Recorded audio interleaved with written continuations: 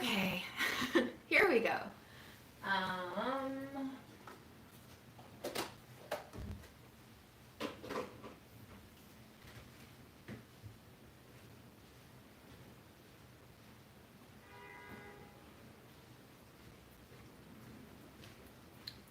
Hello, folks who are here with us on Sunday.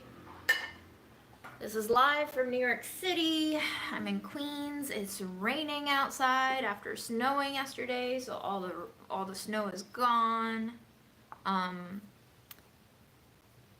probably gonna do this again. Remind me later for folks who are joining in a little bit later. But my mood today is, I'm gonna say it's around a 6.4 out of 10. So we're passing. We're not excelling. And we're okay with that. You know, we're okay with being a C plus student, C minus, C student today. We're passing, and we're grateful for passing.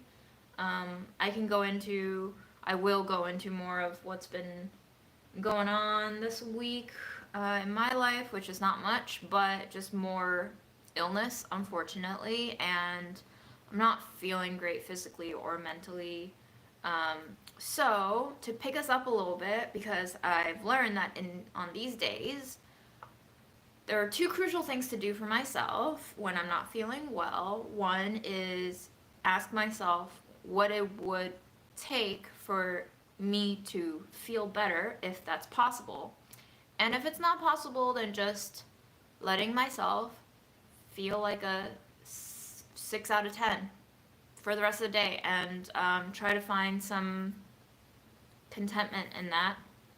I felt the need to put on some makeup today, so I have this really old tube that I got off the free table when I still worked at Delish of a Maybelline Cheek Heat. It's so old, it's probably expired. The package is kind of gross, actually. I'm gonna wipe it down. But we're gonna put on a little blush and make ourselves feel a little bit healthier. You know, faking it till you make it sort of thing. And I might not actually cook anything today, but I can show you what I've been buying and what I've been making, because I have been cooking throughout the week. I have just not been going live. And that's it. It's just gonna be a really chill stream while I do my Sunday meal prep stuff, and we'll talk, and we'll take vitamins, and we'll bemoan the state of the world and how shitty everyone's feeling. Not everyone's feeling shitty, but I feel like on average, people are feeling shittier than they used to on average. Correct me if I'm wrong. That is the vibe that I'm getting. And I also think that we're all kind of maturing to be okay with feeling shittier than ever before, because it's not just us. It's everyone. Everyone's feeling pretty shit. So here's some blush to make me look less dead. And I think makeup used in this case is meant to kind of do that thing where they say if you force yourself to smile, it can trick your brain into thinking you're happier than you are, and it'll actually do a positive feedback loop. So, you know, if I make myself look like I'm a little bit more alive, maybe I will actually behave a little more alive. Barely perceptible, but I think it makes a difference. I've also been noticing that when I don't feel well, Memo doesn't feel well, and then when Memo doesn't feel well, I don't feel well. So that's like a negative feedback loop. Memo hasn't been eating again for 2 days. He threw up some clear yellow liquid today, which is the first time I'm seeing yellow, which is not a good sign. Usually when he throws up, it's clear, just clear, and today it was clear and yellow. It kind of looked like my pee after I eat a vitamin.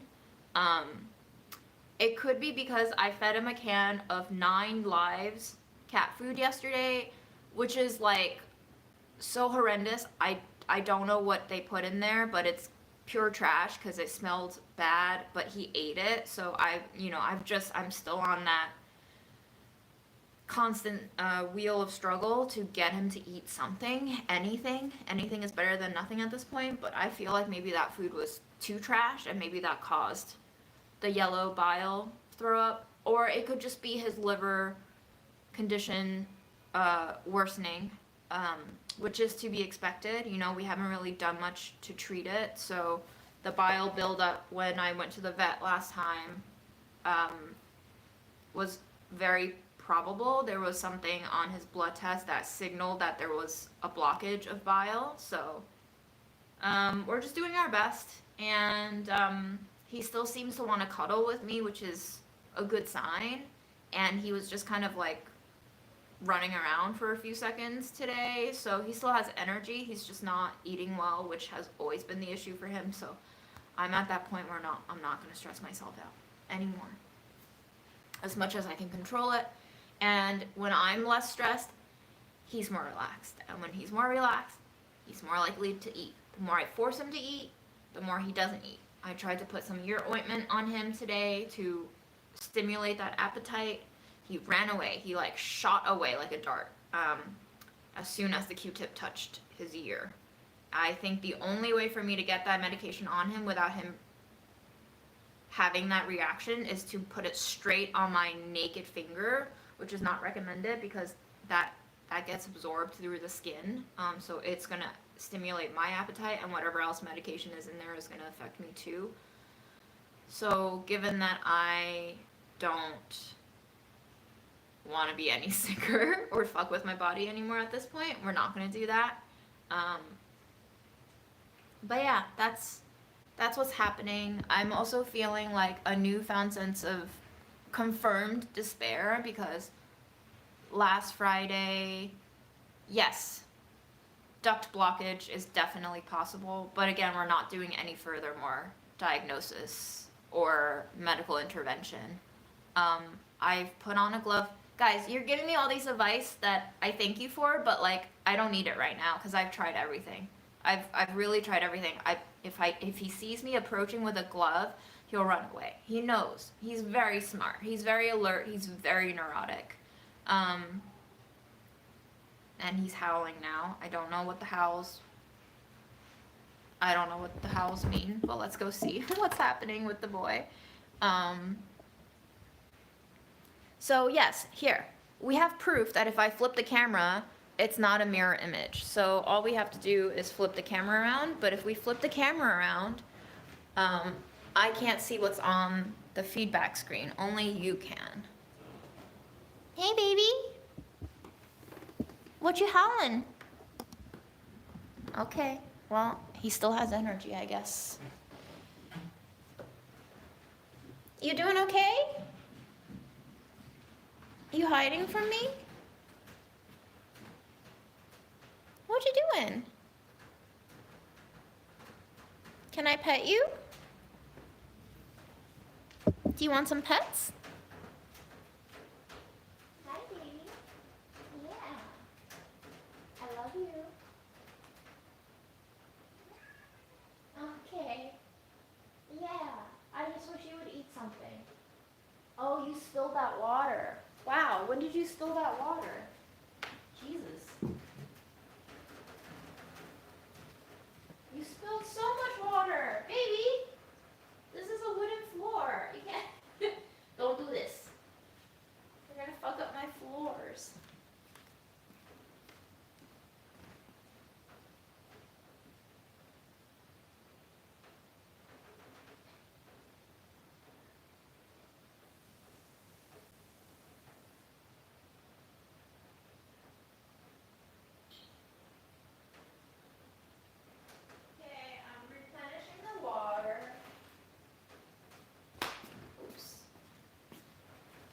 And I'm going to clean up your spill, and then I'll come pet you, okay?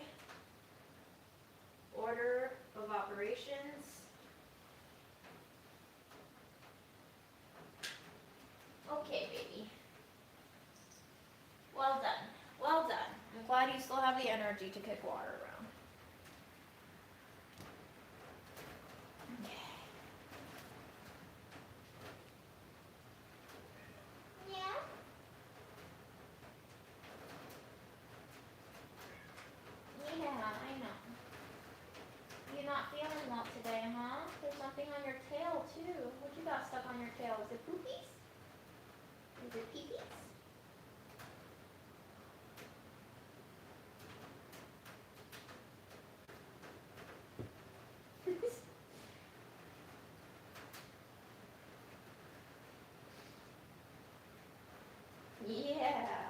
stretch.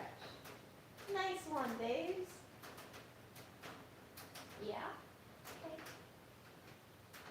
Alright, I guess the entire stream is just gonna be us petting Memo.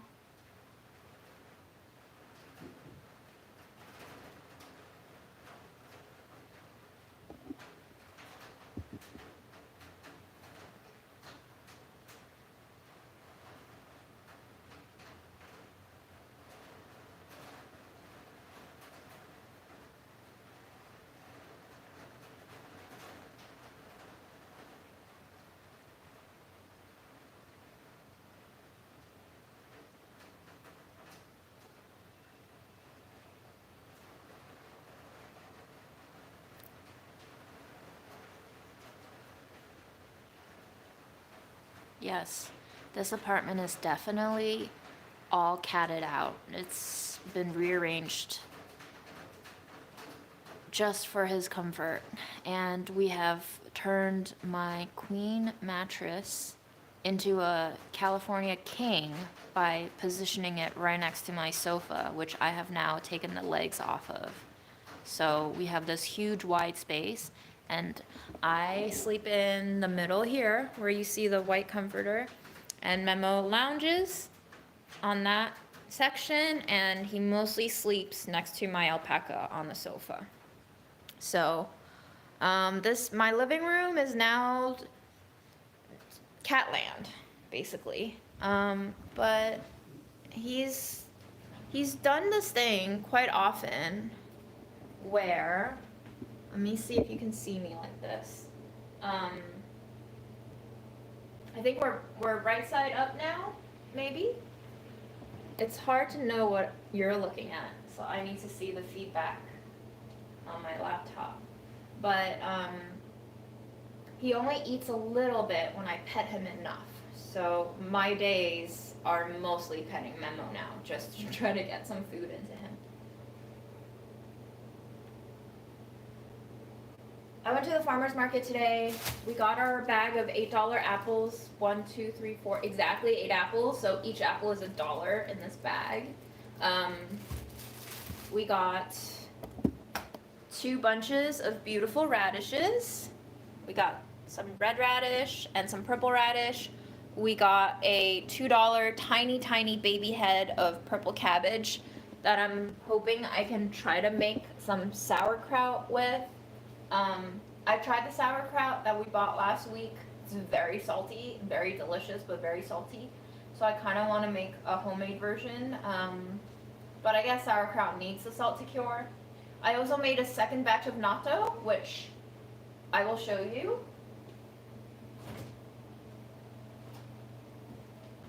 It came out much better this time, much more sticky and mucilaginous. And I'm pretty proud of the progress we've made since if I can open it, since the first batch. I did some Googling, and a post from 2012 said they add a little bit of salt and a little bit of sugar and a little bit of molasses to the natto mixture to encourage the bacteria to grow. So I added some Chinese red sugar and salt, and I also lined the Instant Pot insert this time with a little bit of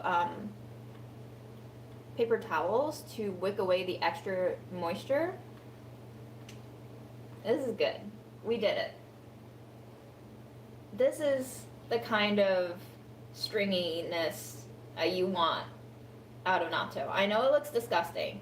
It looks a little bit like snot mixed with spider webs, and that's exactly how it should look.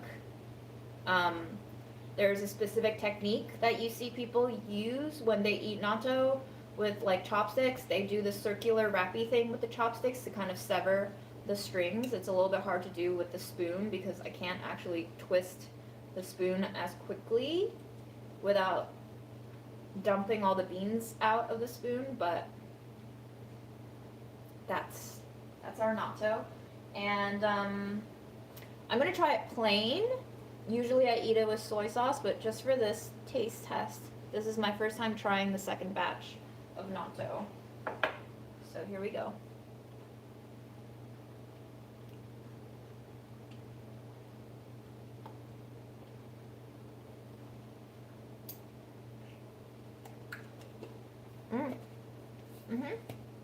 Okay. Some people complain about the smell and the taste of natto. What's most disturbing for me is the texture that you just saw. But natto does have like an off taste to it if you're not familiar with it. It tastes a little bit like chlorine, the same way that saffron smells a little bit like chlorine to me. Saffron has a drier, straighter, edgier boldness that reminds me of chlorine. But if you sniff hard enough, you'll start to smell the floral qualities. Edging on like fresh ripened peppercorn smell. With natto, it's a little bit moister, earthier, moldier smelling. It still has like that kind of slightly chemical chlorine vibe, but it smells like a towel that's been dipped in a chlorine solution that's been hanging around for 4 days too long. That's what natto smells like to me.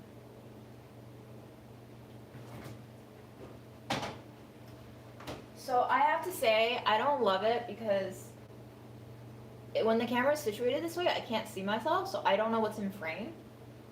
Is it okay if I flip you guys back? Let me know. I'm gonna take a drink.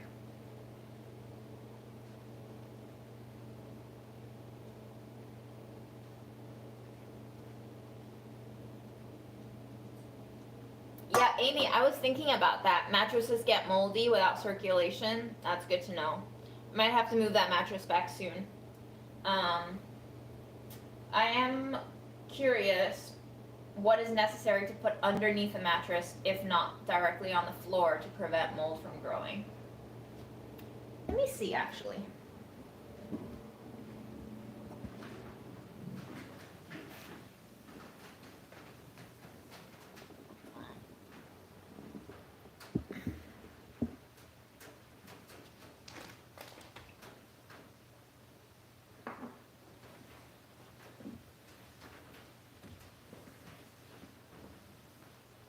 It doesn't feel very damp, but, you know, mold can grow with just a little moisture, so that's a good reminder. Anyway.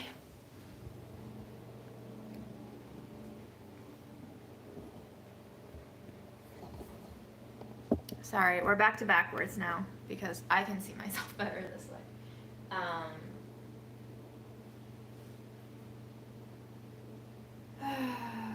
Chlorine only smells when it is introduced to sweat or urine. Yeah, so that's why I've been describing saffron. To me, saffron smells like chlorinated pool water, which makes sense because people probably pee or sweat into that pool water.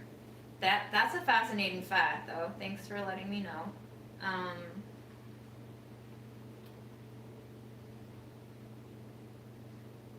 Yeah, we're definitely gonna have to figure out a better solution for the summer, for sure. But we'll see first if summer's gonna come. So I'm gonna prep my radishes and probably snack. I bought this melon for $1. I don't know if it's any good. It smells sweet. Almost like a caramel candy. Does anyone know what this melon is? It's got a very fascinating smell to it. It smells like waxy chocolate. I did not make the first batch of natto on a live because natto isn't very exciting to watch make on a live. Basically, the process is you cook the beans, you optionally soak the beans, you cook the beans, you drain most of the liquid, you combine 2 tablespoons of the liquid with the natto mold starter, and then you mix that solution back into the beans. You cover up the beans and you wait for 24 hours. So it's not really a very exciting live, because it's just 10 minutes of work and a lot of waiting. So I'm sure there are videos. I think my friend watched like an Emmy made video and she made natto. So there's a lot of tutorials. You don't have to look for mine. I'm not an expert on it at all.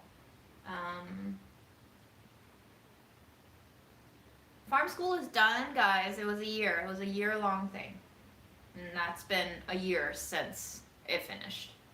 So I'm just gonna prep my radishes now. I'll turn you back. And we're just gonna chill out.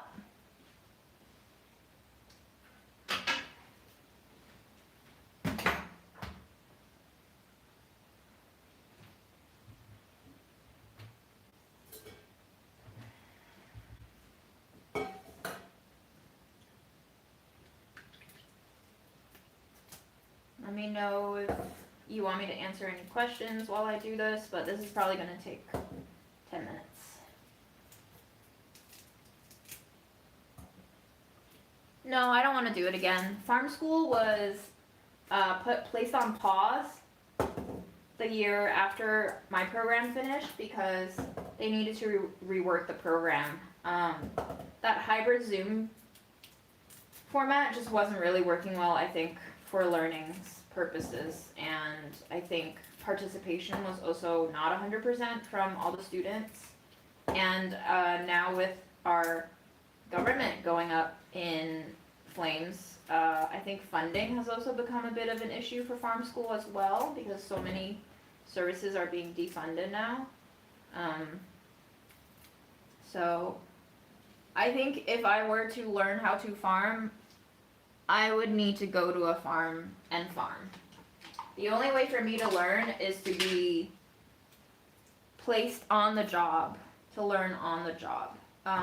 Disembodied learning never worked well for me. That's another reason why I knew I couldn't stay in academia. It was neither engaging nor effective for me to learn through classroom settings.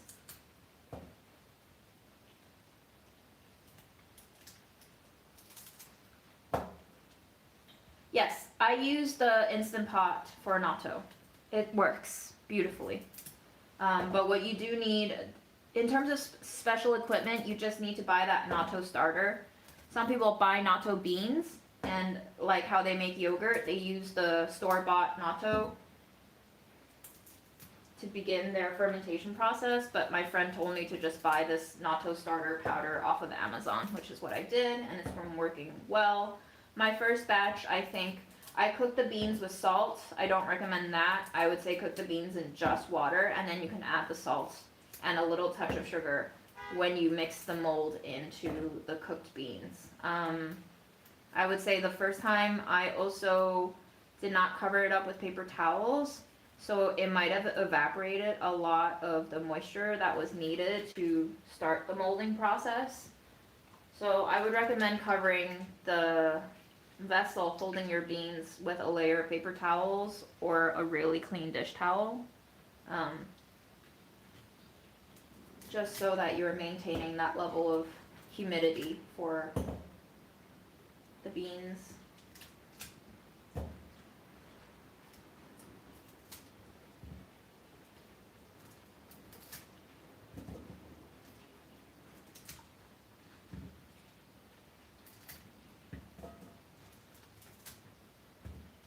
Aw, look at all these people saying hi to each other. You guys are so cute. Yep, so for anyone who's just joined, we are starting this new process of starting every live with a little mood check-in. Feel free to participate, but I started doing this because some lives, people just weren't prepared for how shitty I was feeling emotionally and psychologically that day, and so the lives became like too dark for them to handle. Look at this cute little butt of a radish. So instead of surprising people with my dark moods, I've been rating my mood at the beginning of a live. So I rated myself a 6.3, 6.4 today. That's passing for me. I don't think I'm supremely depressed, but I am sad. I finally decided to bite the bullet and go out to a team lunch last Friday to meet up with a couple of my coworkers who were in town. But unfortunately, after that team meal, which was indoor dining in Manhattan, the meal itself was great, but I think I'm coming down with a cold or something. I did get my flu shot this year. I don't know what it is yet, but I've been sneezing. No real congestion to speak of, but there is snot, and I have been running a 98.9, very low fever, but it's there. So I know I'm getting sick. I don't know what I have, and it's making me kind of just really depressed thinking about the fact that I can't really do any sort of social life anymore unless I'm prepared to get sick. And at this point, I don't know how much more illness my body can take because it's already so fucking weak. So that's really what's been on my mind, giving me a lot of, I wouldn't even say anxiety. At this point, it's just like me coming to grips with the reality that I can't really be normal anymore. I don't have the health points to be normal anymore. So just processing that and trying to get myself healthy as fast as possible, if possible at all. Yeah, that's it. I went to my doctor this week. I had a follow-up from, when I was feeling like really rough after mono last October. I had my follow-up check-in and we did some blood work. The results aren't back yet, but a lot of new symptoms that my doctor did not like the sounds of, like really painful periods, 3 out of 4 cycles where I would just suffer for 40 minutes before I passed out from the pain. Another new one is needing to take a nap and feeling like I need to crash after eating a meal. She said that it could be like a diabetic symptom, but my blood work in October didn't show any signs of that. So we're just kind of waiting on results to see what's happening now. I'm not really worried, I'm just sad. I'm not worried because I've kind of been navigating my relationship with death these past 3 years, taking care of grandma after my mom died, and in a lot of ways I've made a lot of peace with the fact that, we'll have to die one way or another. So I wouldn't even call this stress, I would just call this sadness. I think that's the best word for it.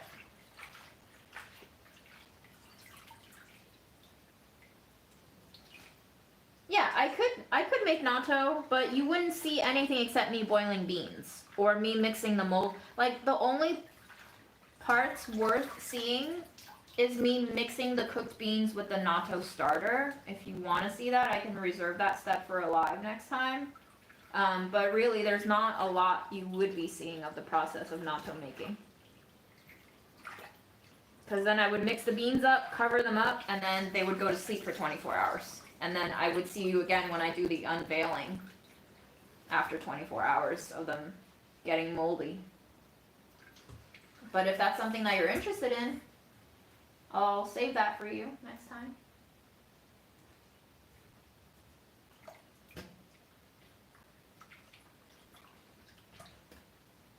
Yeah, the pain is immense. When my periods are that painful, I basically can't even turn my body on the bed. I can't even reach 2 feet out of the way for my water, even though I'm thirsty as fuck. And never mind getting off the bed to go to the bathroom for a swig of water. I will never make it there unless I, start to faint on the toilet seat as I'm in the bathroom waiting for the water to go into my cup. So that's how bad it is. I'm not exaggerating. Unfortunately, that's just the horrors of menstrual pains for some people. I've passed out or just completely slumped into the seat on the subway before, and that is infinitely worse because I don't even know what's going to happen to me if I pass out in public like that. and just the anxiety of being so vulnerable and nearly unconscious and completely debilitated in a busy public space like that is scary. But yep, this is the reality. We are not spending enough money to figure out how to stop this kind of suffering that a lot of people endure on a monthly basis. And we will instead just bomb people endlessly. And that's another reason why I just experience mostly sadness now and not really anxious stress anymore, because it's become clear in the past year with the genocide what the world actually does in cases of need. And so it's just up to us whether or not we accept it, which is another reason why I find it really fascinating that Americans are freaking out about what's happening with our government. I'm like, guys, if you're gonna carry on with the belief that like the government is there for you, and you think it would have gone any better with anyone else who could have gotten elected under the system, I just feel like you're not connecting some dots. It's just right now, Trump is such a inconsiderate idiot that he's doing everything accelerated. So he's doing everything in a concentrated way that we're seeing it all at once, and it's just like so fast, so hard to process all of this all at once. But this is just what America does. This has always been what America does. Other people have just been smarter than Trump in hiding it from plain sight. So I don't think our solution right now is to like beg the government to find the heart to do the right thing, because that's just not been proven by evidence or history that that's what America does. America has been founded on genocide and rape and pillage and environmental destruction, and I don't really understand why we would think it would ever stop doing that if that's what it's always done. I think the solution now is for us to individually take some time to think about what it is that we need to learn to do for ourselves, and then to find other people who are willing to collaborate with you. And not saying create your own government, but create your own government. But not in the organized, overarching authoritarian way that we've come to conceive of government, but literally govern yourself. How do you do that? And I've been thinking of the government as just like the mafia, The government is a mafia. You can't escape them. You fall under their domain. You are subjected to their abuses, but you can still learn how to survive under an abusive mafia state. If you're willing to spend some time to think about how you would like to best start doing that. It is possible. So I am hopeless only to the people who refuse to see alternatives. I do not have hope for the current system as it stands, because the current system has given me no reason for hope for change for the better. But there are always alternatives. As long as we're alive, we will figure out other ways to do stuff. So we'll figure it out.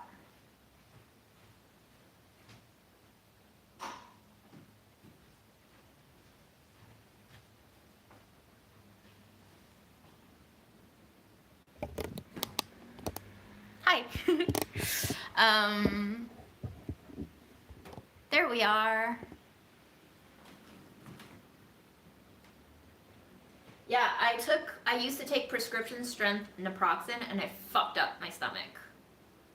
Fucked it up so bad. So, I'm hesitant to take a leave because my stomach is already pretty fucked with H. pylori damage and baby ulcers and metaplasia and whatever else is happening in there. As I get older, it's all about taking stock and inventory of all the broken parts of my body and trying to figure out what the best way to cater to all of them are without damaging another part. Everything has trade-offs, so ooh.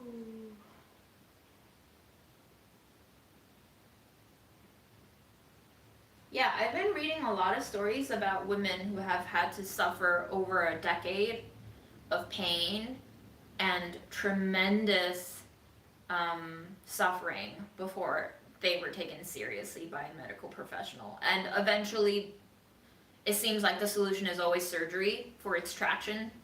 Um, so, that's that. Every month I just go through this cycle of trying to figure out what the best way to manage and prevent the pain and the cramps from setting in. And, surgery is there if I need it, but I don't want it, so it's like a last resort.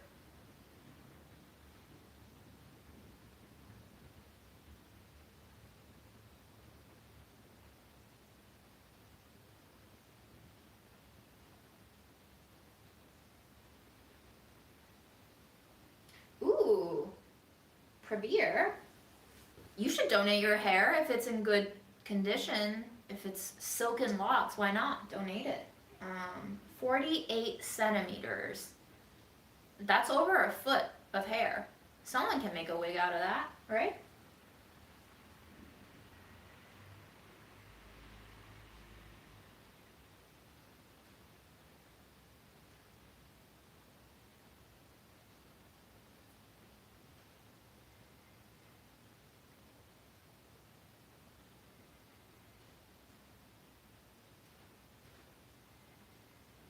I don't go to work when I have cramps so severe anymore. I work from home. I'm blessed, right? I work so little. I basically work about 12 hours every week. Sometimes during the holidays, that'll double to 20 something hours a week. But like, I'm on a very modified work schedule. It's very much catered to my disability. My disabled state right now will not allow me to even walk an hour without exhaustion. So I doubt I would be able to be in contact with other people in an office who are unmasked, take public transit where people are unmasked, stand or interact with people. If I had to interact with people like this in real life, I would be out in 2 hours. So a lot of my life structures have changed drastically since my mom passed away, but in the past year, my health just like staggered significantly. So I'm blessed enough to be able to have the financial backing of my dead mom money to not panic yet. But I'm working enough to try to pay off most of my monthly expenses without digging too much into my savings. But who knows, if my condition worsens, my typos have been getting egregious. Just more typos, strange typos. I would be typing on the keyboard and I would send it, and then I would see the word that I typed was like a totally different wrong word in a completely different part of the keyboard. So it's not just like a mechanical failure of my mind-body connection, it's like a mind issue because my brain's not even registering that I'm typing out the wrong word, and my eyes are not seeing that I'm typing out the wrong word before I send it. And it even takes me like half a minute reading my own texts back before I realize that I've made a typo or said the wrong word. And sometimes in conversation, I'll just start blanking out on words more. It's normal to do that once in a while, but it happens like every other day for me now. So, unfortunately,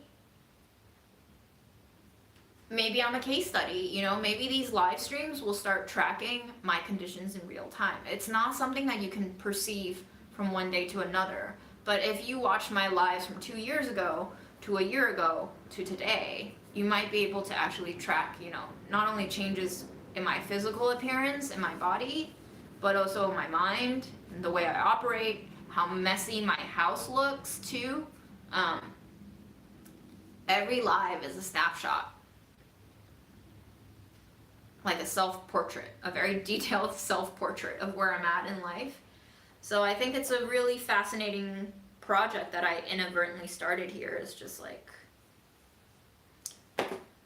journaling my existence, basically. So radish greens are soaking, radishes are soaking, purple cabbage is soaking. It is time for us to eat something. I only ate a cough drop and a bite of food, and I don't even remember what that bite of food was. Oh gosh, I have so much food. Let me show you all the food that I have right now. I'm so blessed. Let me show you everything that I've been cooking. I've been buying ginger always. I spend $2 on ginger every week. That goes in my smoothie and any of my meat stock. I have some chicken feet. Ooh, you know what? Great project for us to start on. Let's make some chicken feet stock. I just bought some clearance cottage cheese. No yogurts, no Greek yogurts were on clearance, and only like skim yogurts were on sale this week, and I can't take skim yogurt because it makes my lactose intolerance flare. I got myself some miso. I'm trying to get all the fermented foods in my body right now that I can. I made some giardiniera with fancy Greek olive oil and cheap ass white vinegar in a plastic tub with Japanese turnips and apples in here.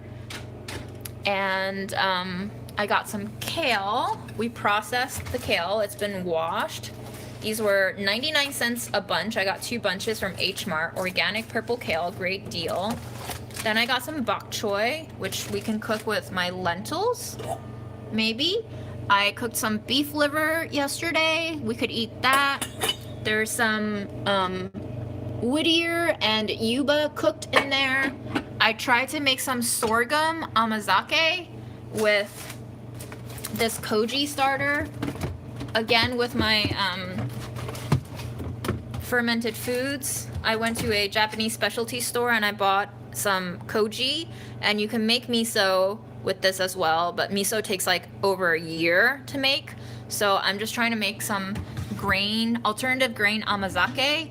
This batch didn't turn out super well, but it still tastes a little bit like amazake, but the texture of the sorghum grains are kind of squeaky. Yep. Okay. I just did all of that and I don't want to eat anything. And that's a bad sign.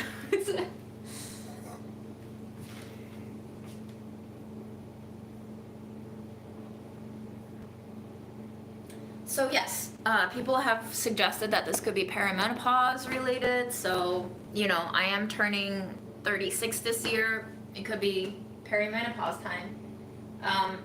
I believe 35 years old is like considered like a geriatric pregnancy, that biologically they don't recommend pregnancies after 35 because biologically speaking, apparently, your body is most suited to give birth before the age of 35 and carry child. But now with medical advancements, we can do anything. Change your face, change your body, make a baby in a test tube, put your baby in someone else's body and make them pop it out. Bond people.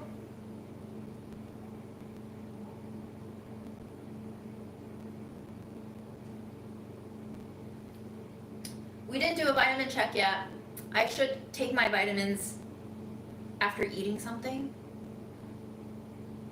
I don't know why, but I don't have an appetite right now, which is...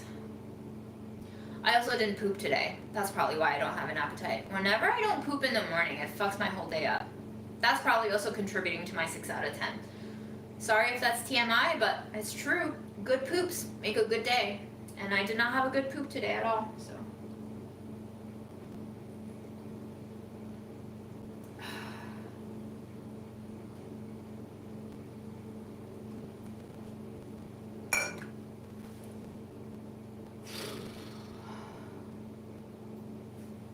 This was also from the free table at work. I know, why would someone not want this? I immediately grabbed it.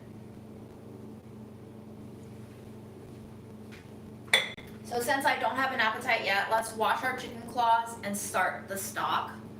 because I loved eating the chicken feet last time I cooked stock with them.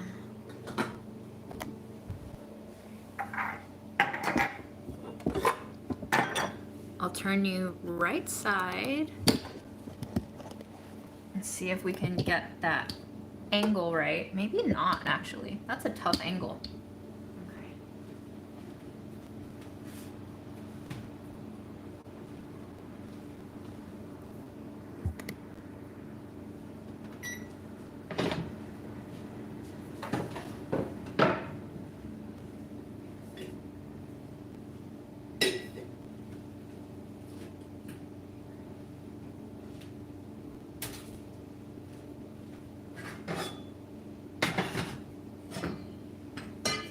A lot of you ask how I clean my counters, so I'll show you now.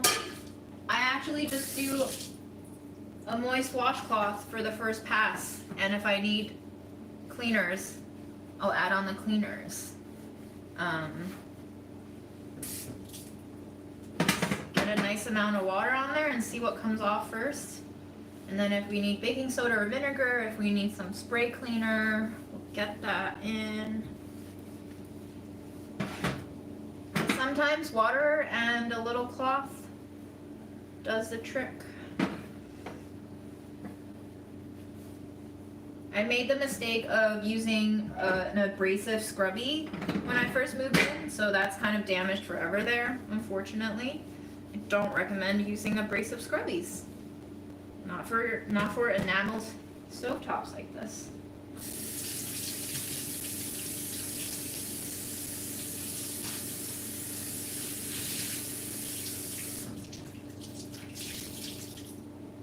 Yeah, free tables are great. They're basically places where people put the stuff they don't want anymore but are still usable for someone else, and then people just, you know, it's like a library, but you get to like keep things and bring things. It's cool. It's kind of socialist. Pretty rad, but not really rad. It just makes sense. Because why would you throw things out that are perfectly usable and possibly highly desired and needed by others? Only nonsensical consumeristic capitalism will encourage you to throw out stuff.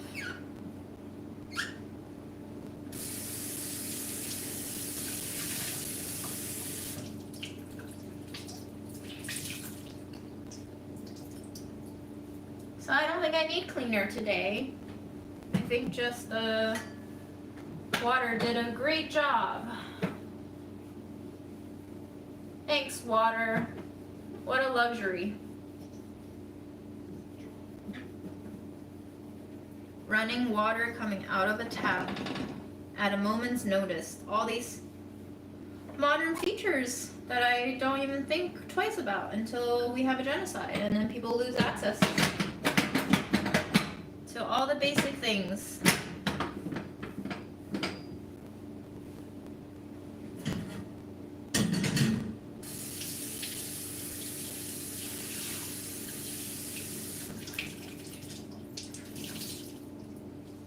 Oh, welcome back, Zyro. I hope you level up your troll game today. First, it's not a bad first move. Pretty brilliant. Happy Sunday.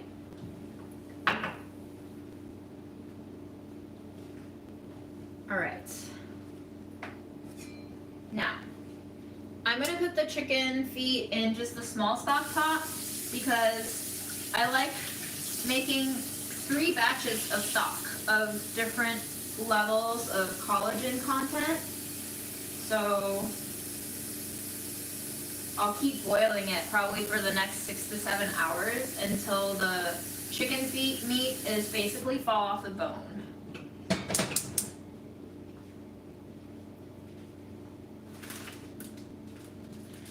What I do want to do is to clip the nails off the chicken. It sounds gnarly, but it makes it way easier to eat later when the nails are clipped.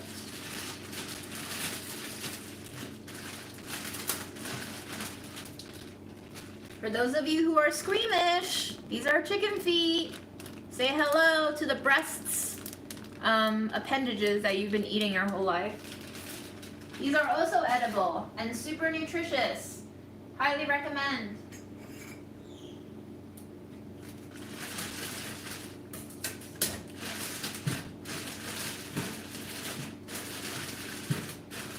I like to, when it comes in a bag like this, I like to just fill up the bag with water and give them a little rinse.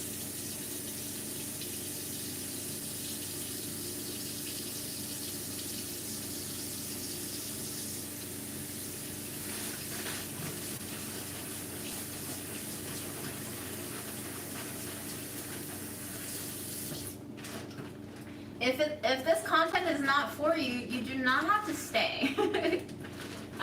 But if you're gonna troll, can you at least be a little original? Chicken feet texture.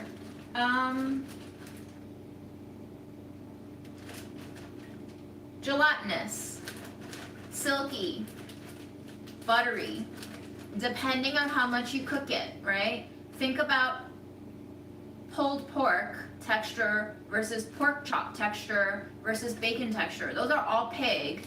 They don't taste the same, and the texture completely changes depending on how you treat it and how long you cook it for. So chicken feet can also taste very different depending on how long you cook it for.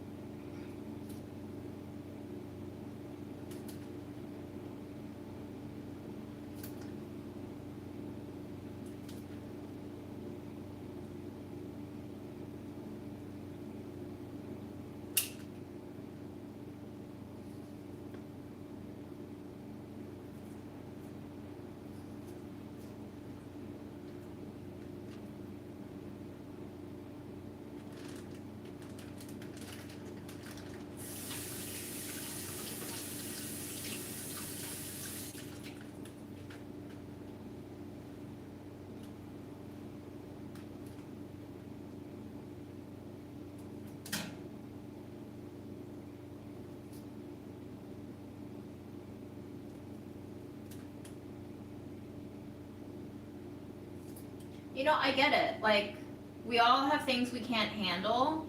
Like that episode of Budget Eats when I just totally freaked out because it's a hard time facing the face of the animal that you're eating. And I think I have a hard time facing the face of mammals and birds.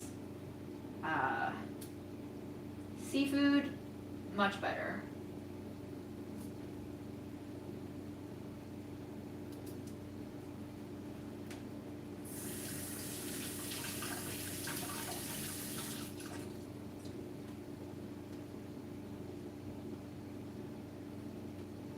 Well, yes, their feet do scratch poop, but your industrial chicken basically lives in its own poop and disease. And that's why they have to feed them antibiotics and dip them in chlorine solutions after they get slaughtered. You know, just very little of what we eat today is actually as healthy or as sanitary as you think.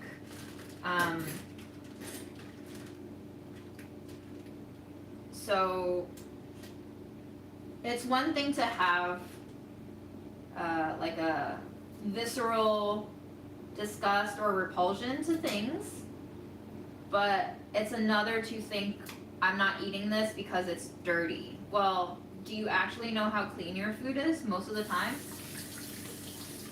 Are you able to talk to the people who grow them and verify that that's the conditions that your meat come from? Duck tongue is kind of crunchy, I think, but I didn't think very much of it. They serve it as a part of hot pot sometimes.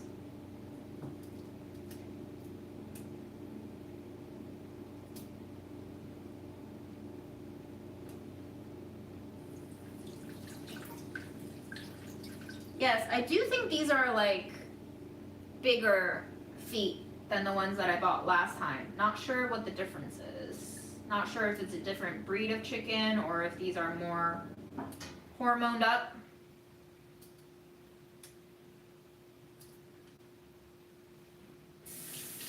But the ones at H Mart, which I didn't buy because they came in a hard plastic box, I don't know. For some reason, I feel like plastic bags are less plastic than a box. I could be wrong. Those were even bigger than these, so not really sure.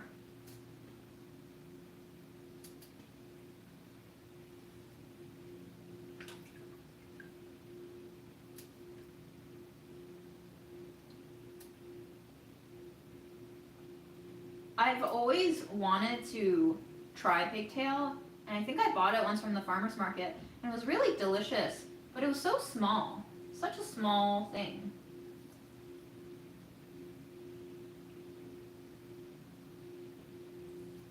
I guess maybe like industrial pigs have slightly bigger tails, but it didn't seem like a worthy thing for me to cook again, because there was so little meat.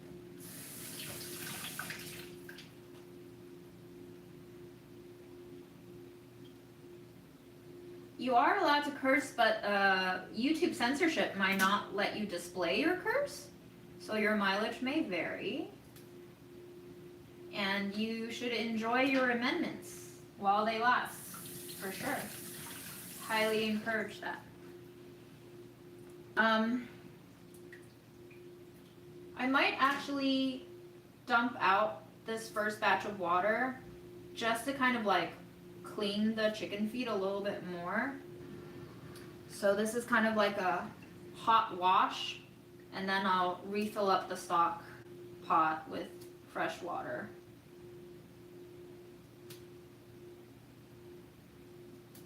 For actual stock cleaning purposes. Just because I feel like I smell a little more chlorine off of this batch of chicken feet. If my farmer's market had chicken feet more often, I would definitely source it from there, but they don't.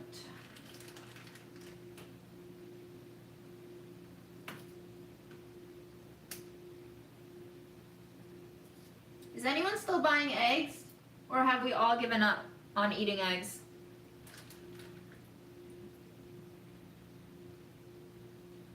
Okay, just for folks who are in chat, I'm just letting you know that Zyro has a tendency to troll, so you don't need to like really engage that much. Unless you want to, unless it entertains you, then by all means, please, I want you to be entertained.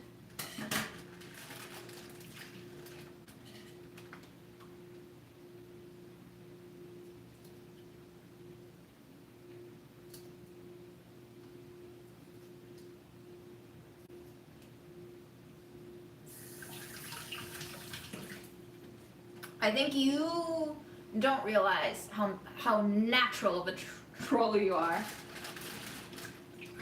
I think you have a talent for it.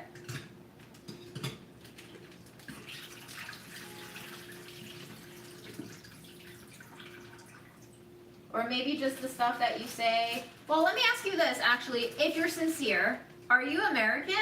Because I feel like language can sound different across cultures. So I might be interpreting your words on the internet not as you intended it, but from an American perspective, it does sound like you tend to troll a lot. So I'll give you benefit of the doubt. I love doing that, but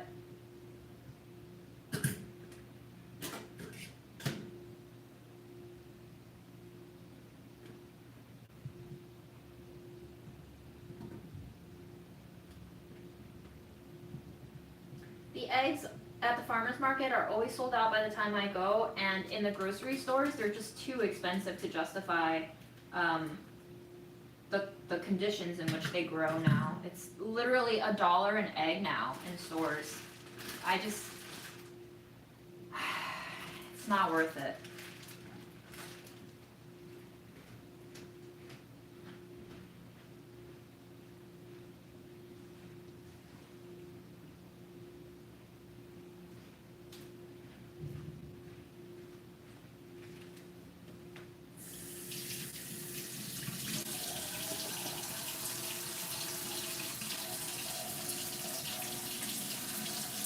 I'm Chinese American. Have you heard of hybrid identities? So that makes sense. If you're not American, then you're speaking English, but the ways in which I can interpret your connotations are probably culturally barriered. So that makes sense. If you don't want to be called a troll, then I will stop calling you a troll, but the way you speak reminds me a lot of American trolls where they pass a lot of judgments, like saying gross and yuck to things. It's not very kind of you. I'm not asking you to be kind, but I'm just saying when you're unkind to strangers that you barely know on the internet at a very first impression sort of context, then it comes off as trolling.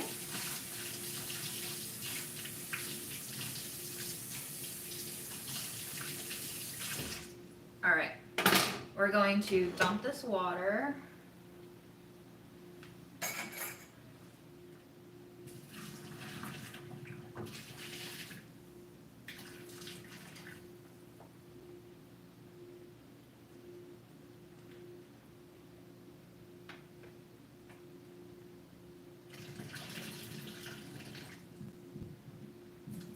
We're gonna rinse it.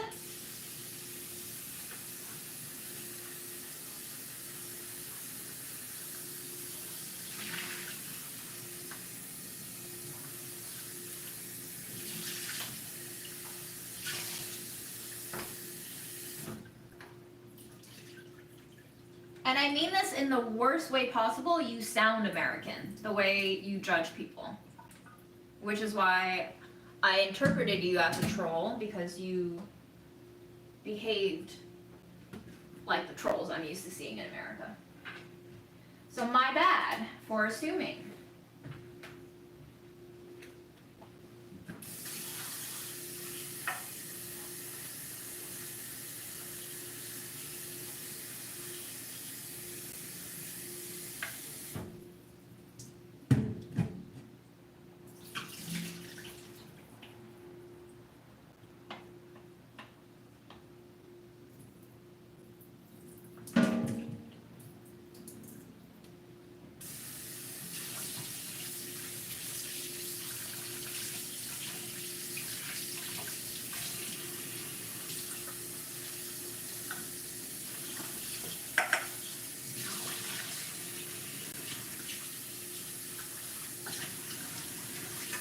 Alright, here we go. Actual boil this time with spices. I'm going to add in some ginger for sure.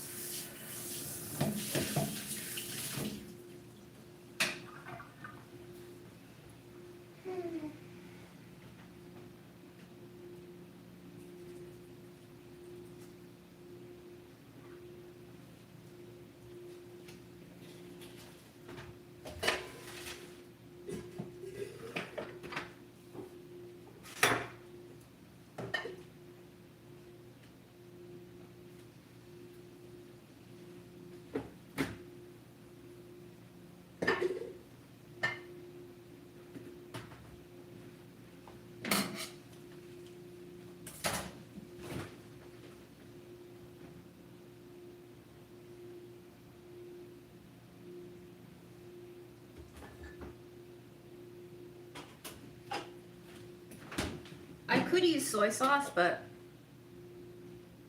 Mom also left behind this like fermented black bean paste that I think I used in an episode of Budget Eats.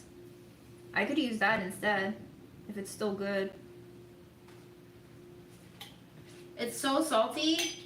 I don't see any visible mold on it. I'm inclined to think that it's fine. I opened this 3 years ago, by which point it was already expired. So.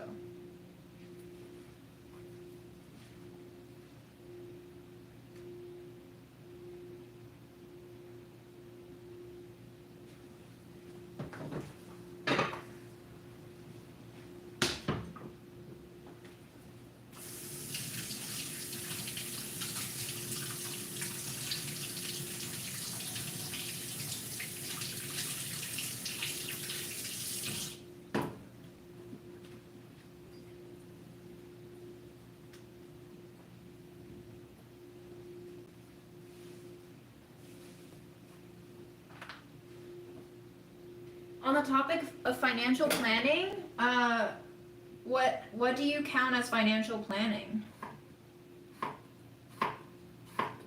I don't have anyone helping me do financial planning. I have an accountant who handles my tax returns, so I don't have to worry about doing them wrong. Not that it matters anyway, the whole government's wrong, but nope. What is there to plan for anymore? I say that like only 20% sarcastically. I genuinely don't know if planning applies anymore. For me, at least.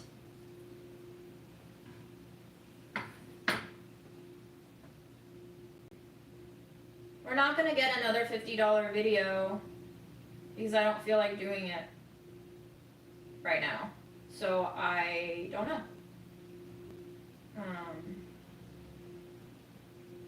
I'm gonna read your comments because it's fun.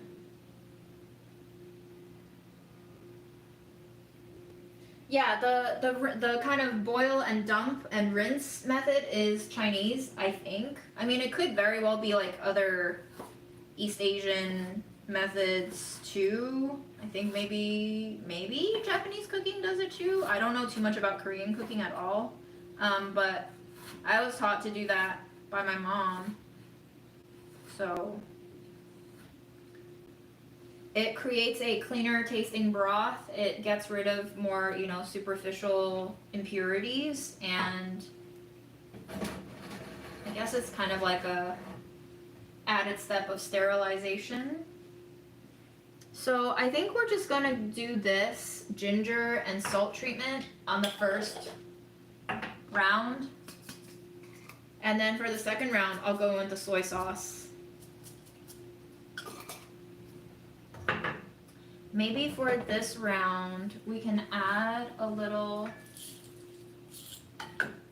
black and white pepper.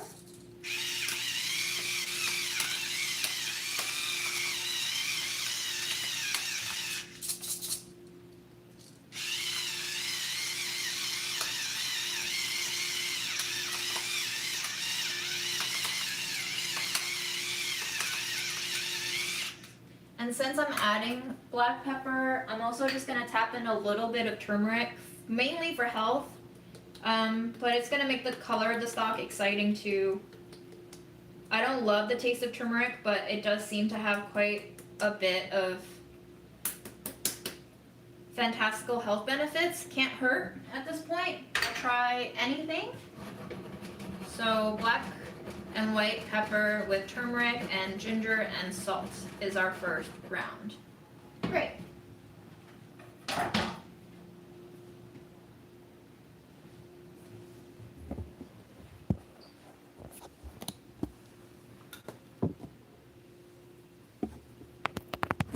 Yes, the foam is mainly from proteins, so your stock is going to foam. But a lot of the superficial proteins will get washed out, and I think that's what the foam is.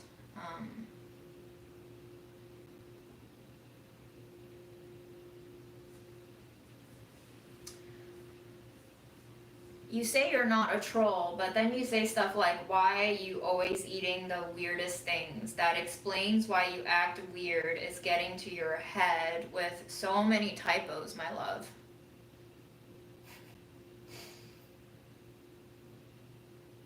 You're either one of the greatest, most annoying trolls ever, or one of the people with like close to no self-awareness. You're making me feel very mean right now. Maybe I am feeling mean. Maybe I am just mean today.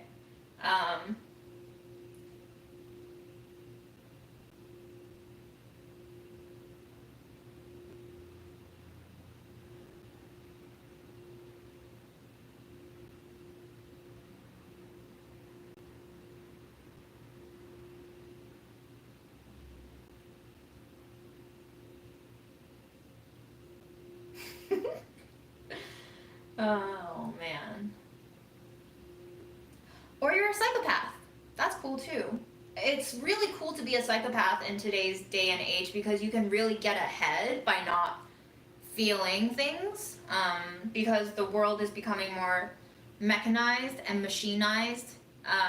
So to function like a machine is to get the upper hand in living in this environment where it's becoming ever more artificial and sterilized. So kudos to you. I'm happy for you. Not for me though. If you get too annoying, I might invisible you on the channel just because I'm at that stage where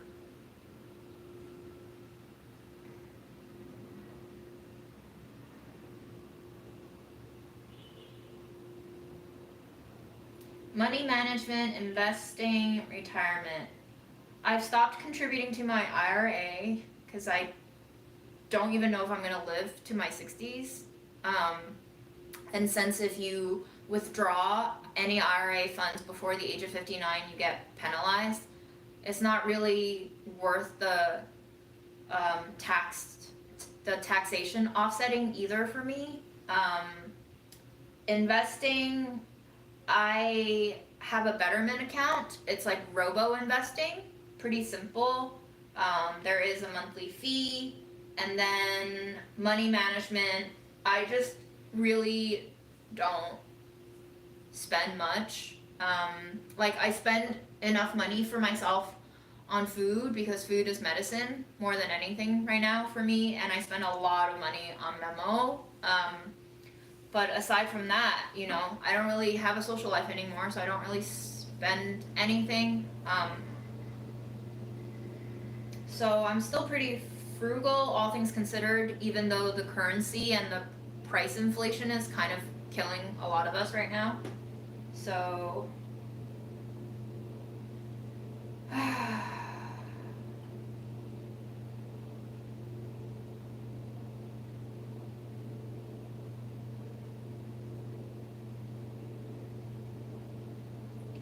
Jonathan, you heard that it's supposed to be good for you, but you don't understand what exactly it's supposed to do. You're talking about turmeric?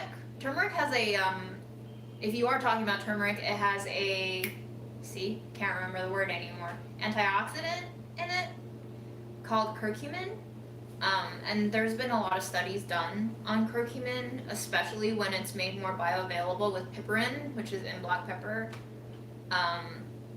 You can probably Google it pretty easily. I don't remember off the top of my head, but it's been used in Ayurvedic cooking and medicine for millennia. So it's just balancing the body. No cumin in my stock. Cumin gets a little too pronounced. So I like cumin in dry stir fries most, which is, I might eat some liver now. Because that liver has cumin on it. Wow. People are exhausting to deal with, huh?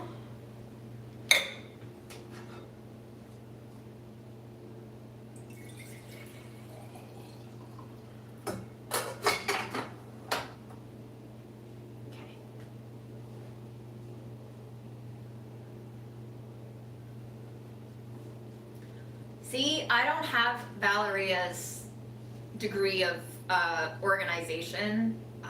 People love Excel spreadsheets. I still call Erin sometimes and be like, "Yo, what's wrong with my Google sheet? Why isn't it auto calculating?" So I'm really deficient technologically speaking. I'm a grandma on that front. But yeah, I think if you have an Excel spreadsheet and it works for you, that's great. Especially for people who, like Valeria, has goals. I don't have goals. I'm just trying to spend what I need to and cut down on frivolous spending as much as I can. And I don't really have a desire to spend anymore.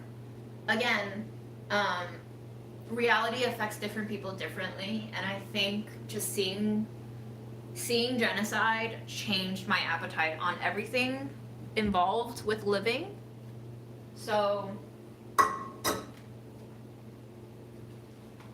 it's not that I even have to like curb myself from spending too much, it's that I don't want to spend because I just have no appetite for it. Now that I know what goes into consuming all these things, just doesn't feel like something that makes me feel good.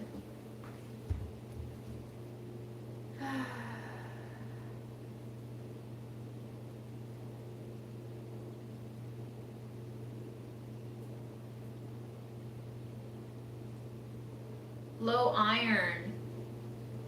Could be due to a lot of things, to be honest. I actually tried an iron supplement. It was like $23 or $28 on Amazon for a little flat glass bottle. Tasted like metallic blood. I don't think it did much for me, to be honest. My friend Nez recommended it to me because she also has like low iron needs, and she says it feels like an energy shot for her, but it didn't have that effect.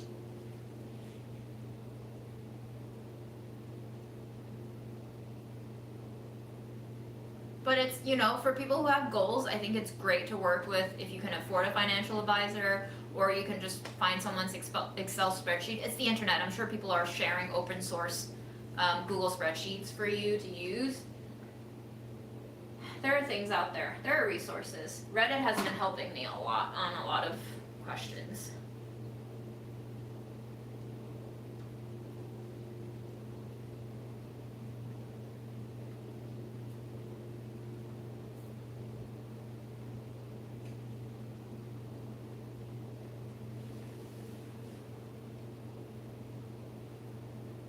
Ooh, a music album. That's cool. I love hearing about people's goals and projects because I think that's something that I've lacked most of my life is drive.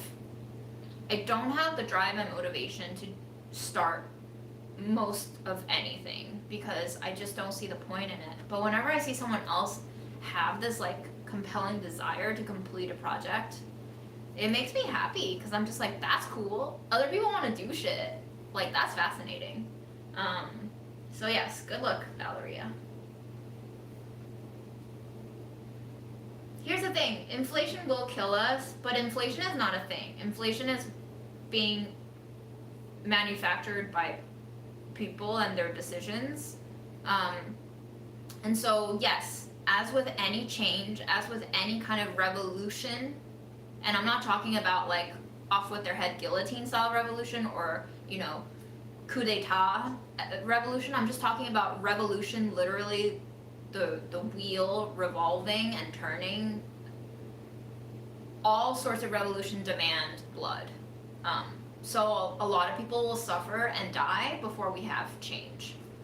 That's just inevitable. I think that's the problem when Americans, and probably other people too, but I'm in America, so this is the environment that I've been exposed to the most, that I am overwhelmed by the most, is like Americans excel at complaining. Like me. I'm an American, I complain about a lot of shit, right? We don't do a lot of problem solving.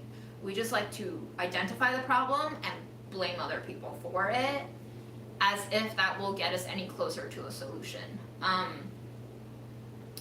The problem with wanting change is that people will have to pay for the change. So if we're not ready to pay for the change ourselves, then we will keep blaming other people for not bringing on the change, because we have to blame someone because it feels so shitty to experience all of this.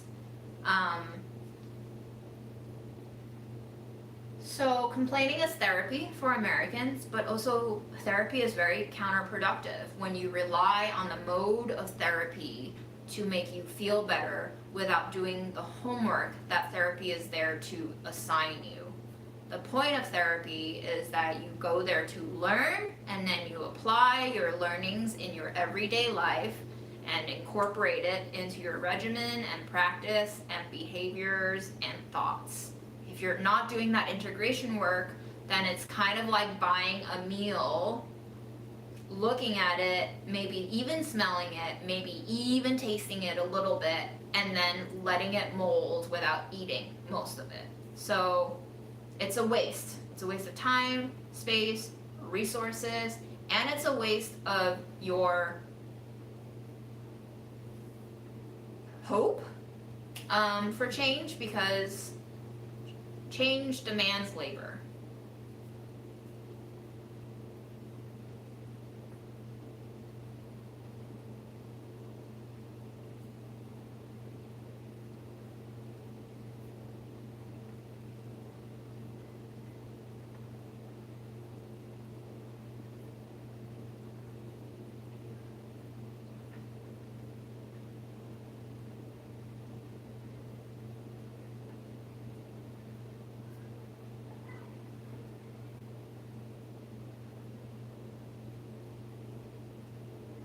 Yeah, I agree. I do agree that it's an application that it all falls apart for most people, because application is hard. Application is putting theory into practice, and whenever you're putting theory into practice, that requires a lot of trial and error. And I would say a lot of us are so perfectionistically molded that we think that if something doesn't work after one try, it doesn't work, and we give up on it instead of torquing it and reworking it to see if we can customize it to yield different outcomes. So that behavior in itself is a sort of disposable tendency. As we dispose plastic utensils, as we dispose, broken electronics and clothing and shoes when they have like one thing that could be fixed to salvage the rest, our disposable culture is telling us to dispose our own lives and our own selfhoods. If something doesn't work, then you fix it. And if fixing it doesn't work, then you're fucked up and you're a failure forever. Like, I feel like that's a really easy mindset to fall into without even being conscious of it.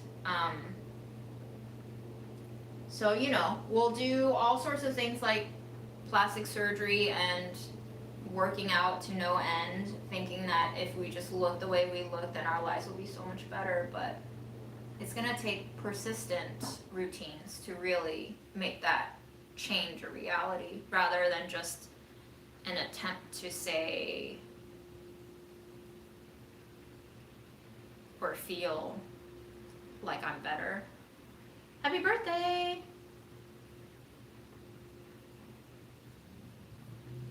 Okay.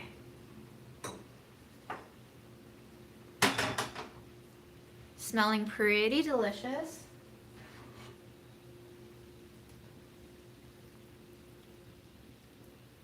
And it's nice and golden now.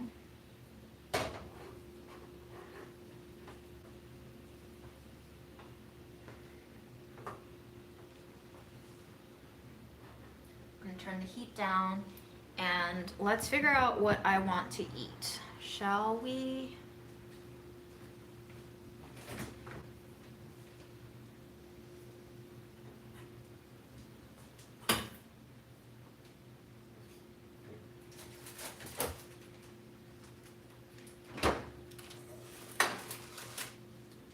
Okay, I want to cook the bok choy, but the pot is cooking the chicken. So maybe I microwave the bok choy?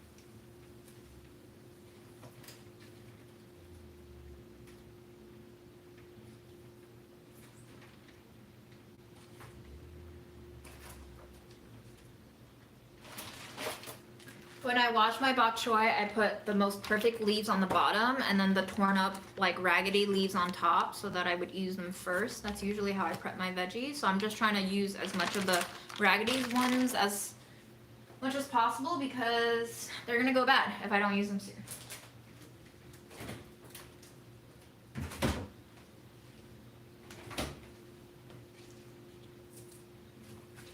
Just going to give them a rough chop, like bite-sized slivers.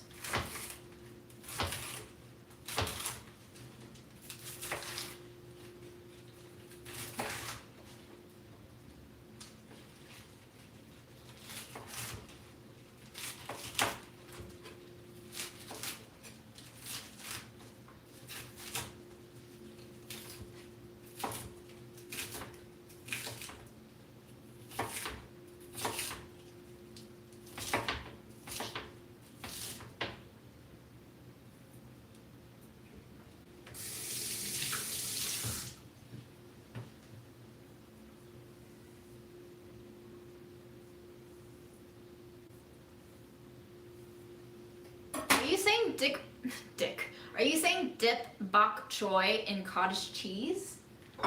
That's fascinating. Haven't thought about that option.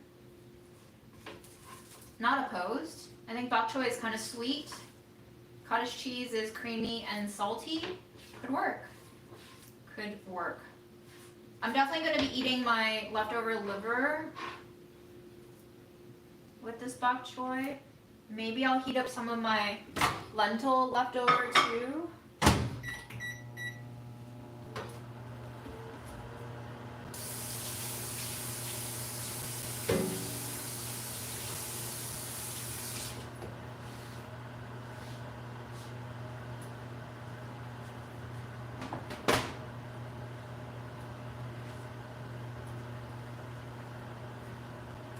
I don't have scrambled eggs. The 2 eggs that you saw in my fridge were boiled yesterday.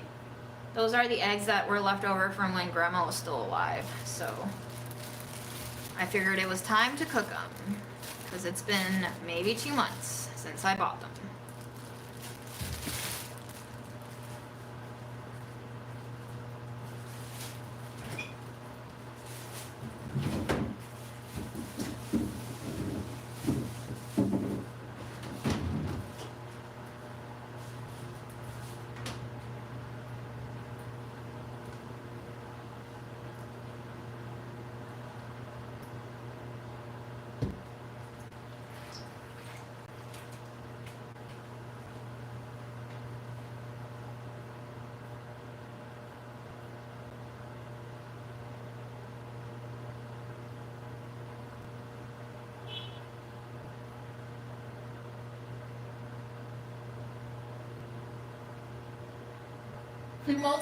Multitasking is a scam.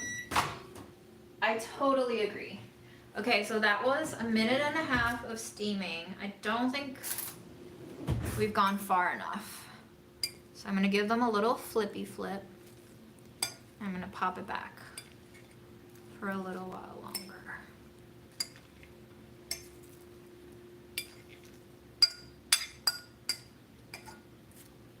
Maybe another 1.5 minutes.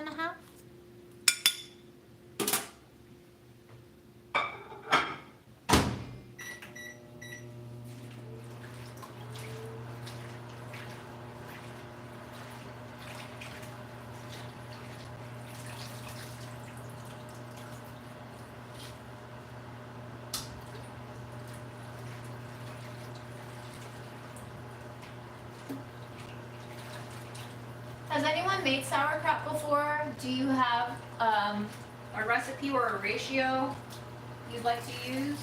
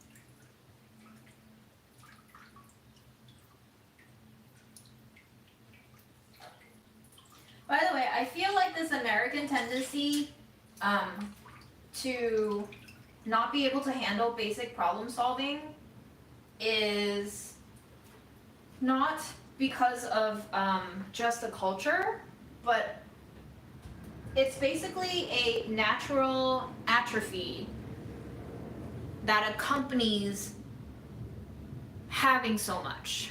When you have everything you need, you begin to lose the skills you would need to acquire to learn how to do things for yourself. So because we're a first world nation that has so much resources that we're probably stealing from every other place, we have atrophied our skill set to do things for ourselves. So this is what comes with success, is success leads to failure because success gets you attuned to a unnatural state of receiving and being provided for.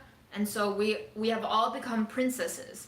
But what happens when your court and your kingdom shows its true face and doesn't actually care about you or provide for you? You're still a princess, you don't have any real skills, and you can't survive on your own. And so when you get scared and triggered, when you start to see betrayal of what the reality of things are, then you freak out and blame other people. So, what are you gonna do now, princess, is the question.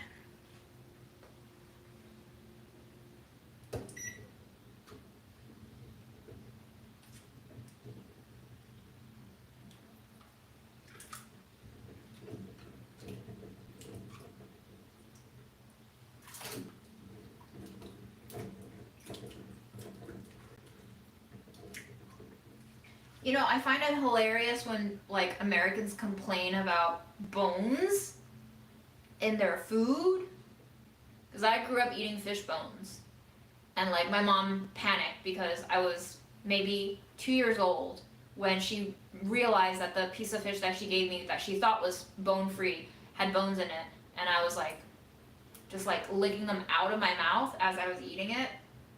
And then I think about the American complaint of, like, bones in fish, bones in meat, seeing the heads of the animals that they're eating. Like, that's an atrophy of being resourceful, guys. There's so many parts of the animal that you can eat, especially if you're growing them the right way and not throwing them into cramped quarters where they all get sick and then you have to cull millions of birds.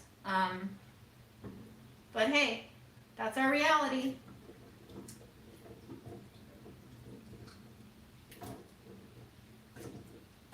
So yes, the question is always, what are you going to do now, princess? If there is no army to come and save you.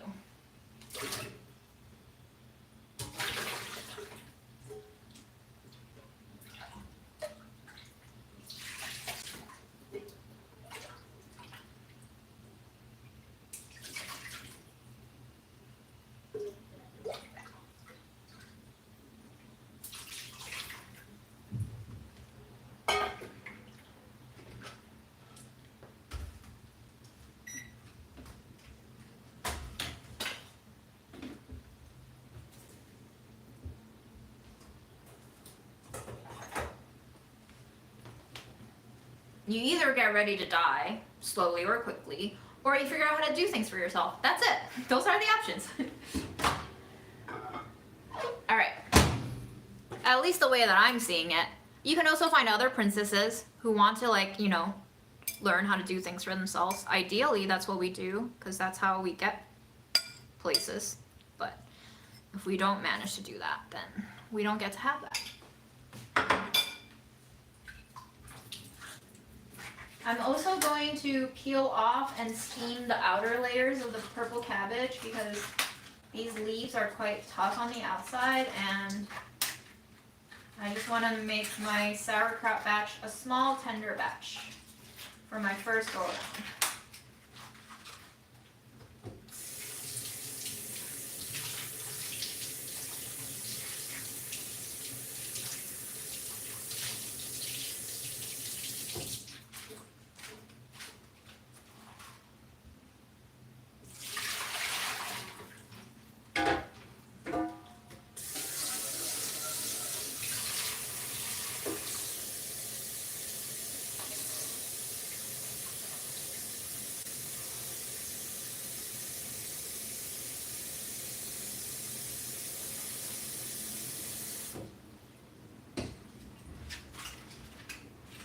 So I'll go ahead and microwave these leaves too, and we'll eat them. Somehow.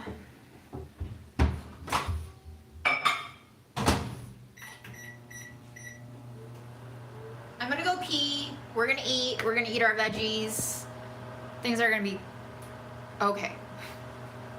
For now.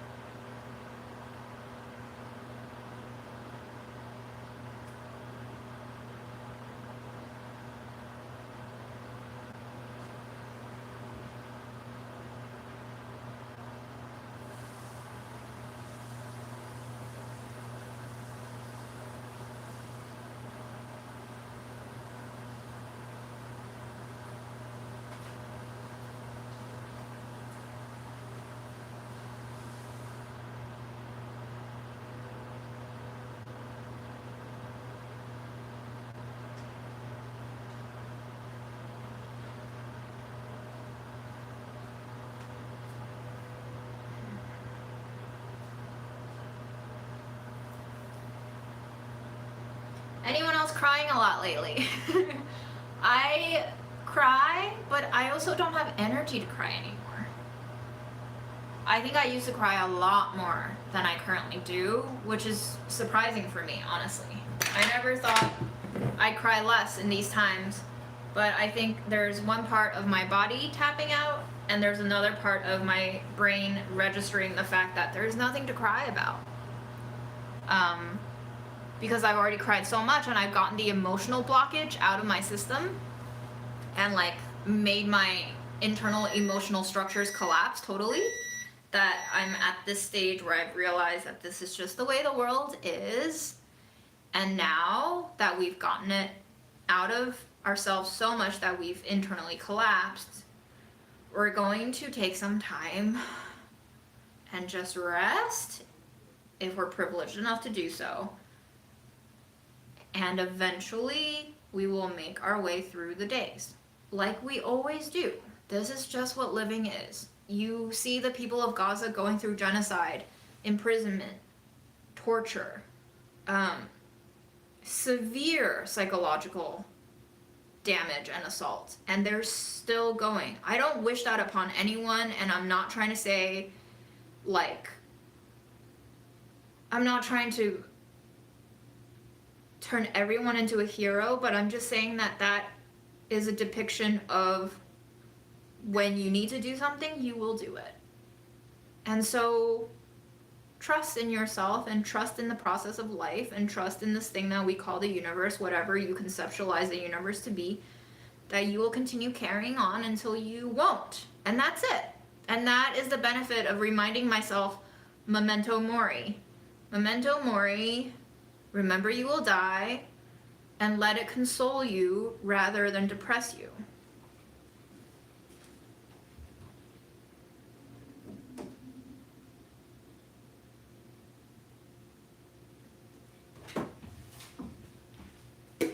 I ground up my sorghum today into flour so that I can bake with it one day, because honestly, I just wasn't liking eating the grains. I'm not a fan of sorghum grains. Possibly one of my least favorite grains I've ever eaten. There's something so stubborn about them. I don't know.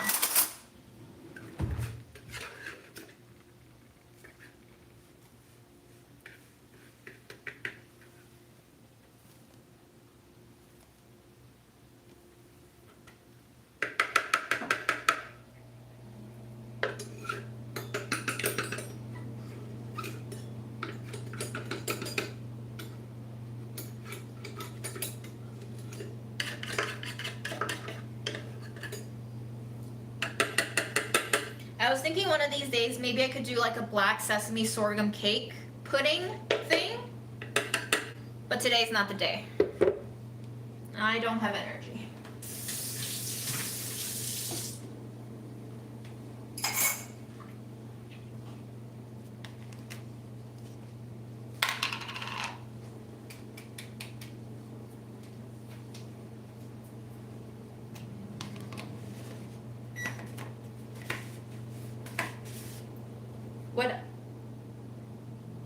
Kinda Coiny. That's a fun name. Would you consider yourself as having white privilege?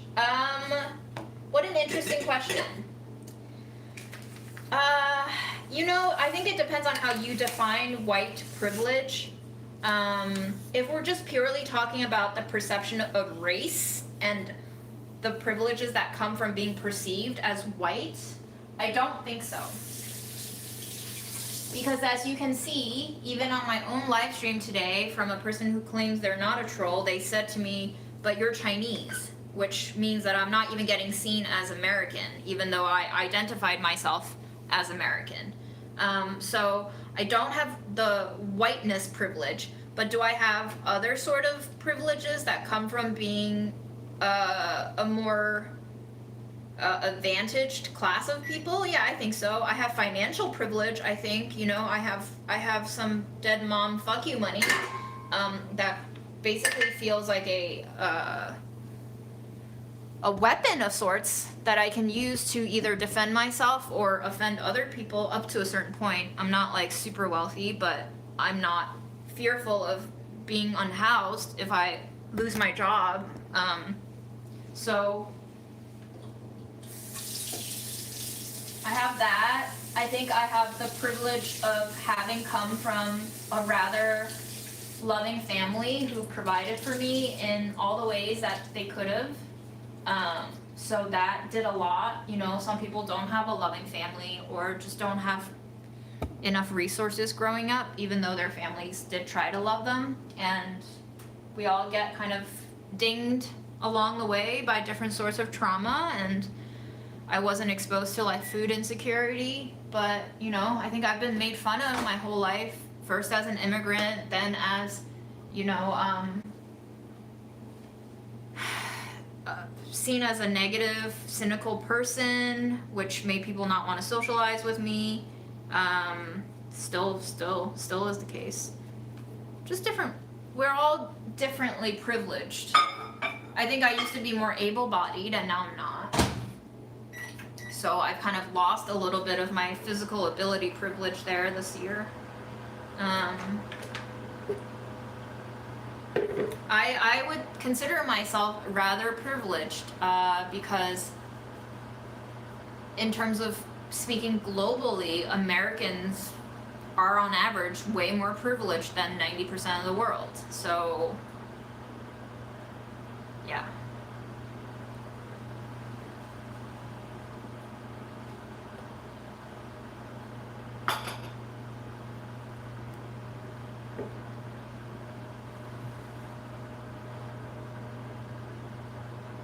Hi, Karen. What are you in the hospital for? I'm glad to hear that you're getting better. Jesus.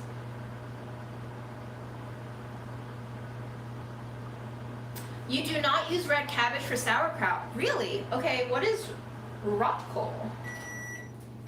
Let's learn something.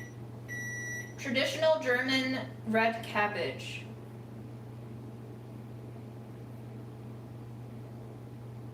Alright, I'll look up how to make Rotkohl, I guess.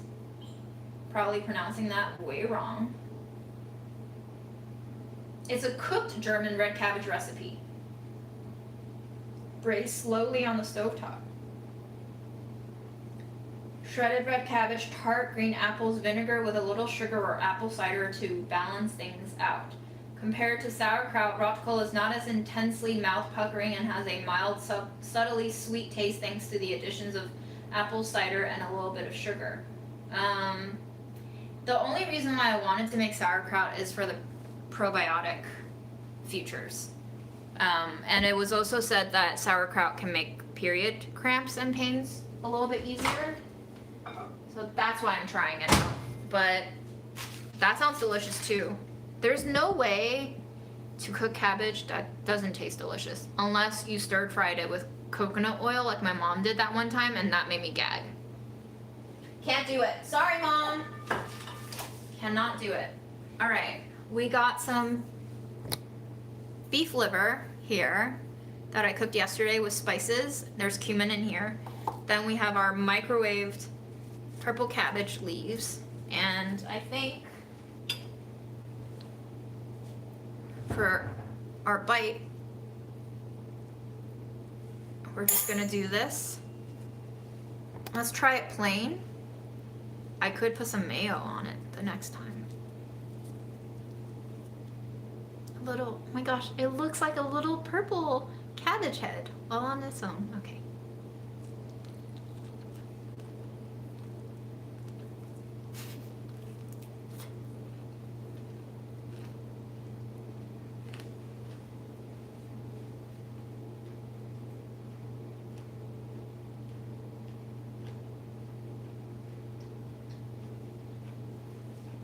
You can microwave any vegetable. I didn't put oil or spices on that because I'm gonna put condiments on it after, but microwaving is basically an easy way to steam without the stovetop.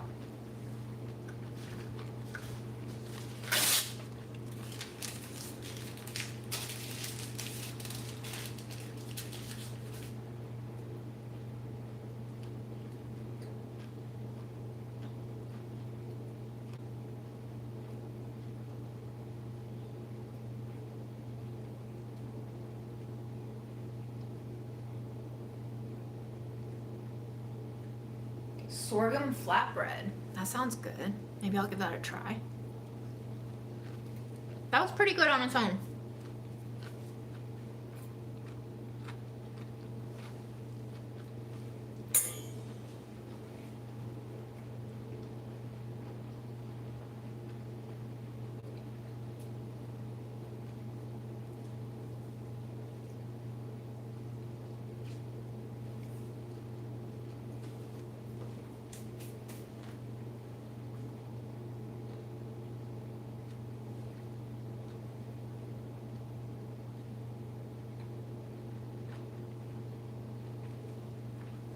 Those aquafaba recipes make you guys fart more than usual? Does that bean flatulence carry over?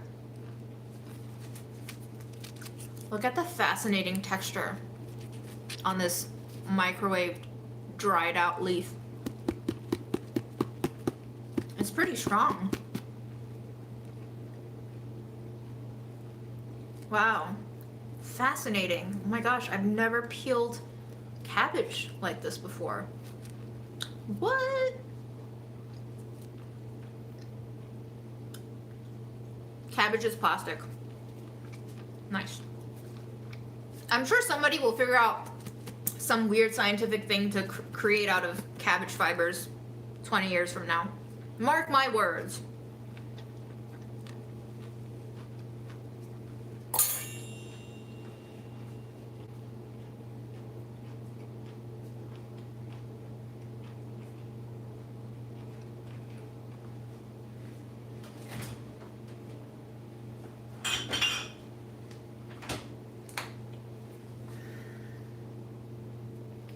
Guys, if you go to H Mart, you might see what I saw this week, which is they're starting to make reduced calorie and reduced fat Kewpie.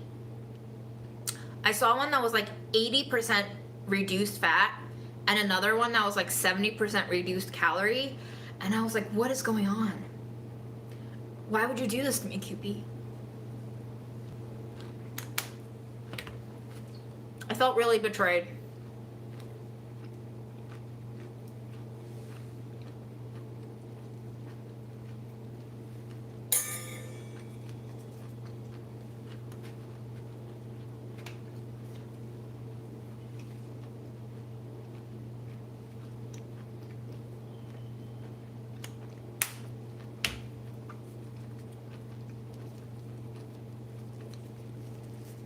That was delicious.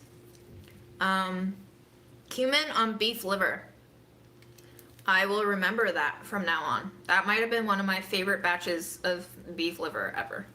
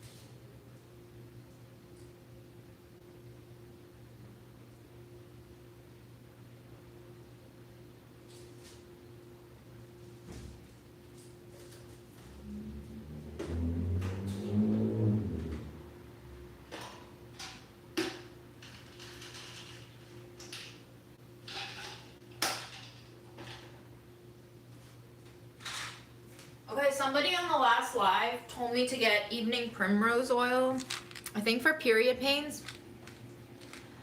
I don't really know how to take it though, so let me know. But I bought it, so thank you for that suggestion. We're now doing our vitamin check, everybody.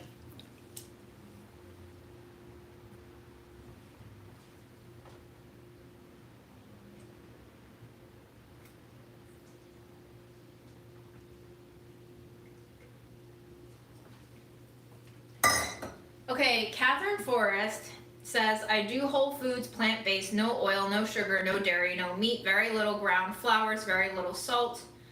I am old, have almost no pain when I follow it, and I take no meds. What are your favorite foods to eat on that highly restrictive diet for the modern menu? I will show you, Memo. Let's go see where the kiddo is.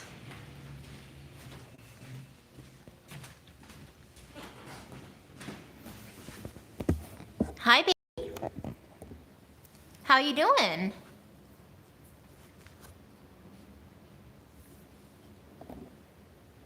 You don't want to be on live? Okay. He's always walking away when we come check him out. Maybe he just wants to be alone, y'all. Hi, baby.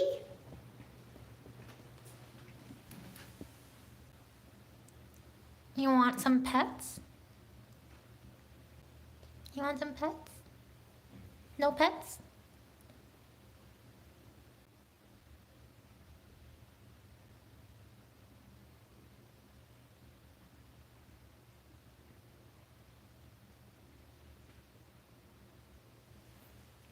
Yeah, you can't beg a cat to love you. That's just not how cats work. The living room belongs to him now.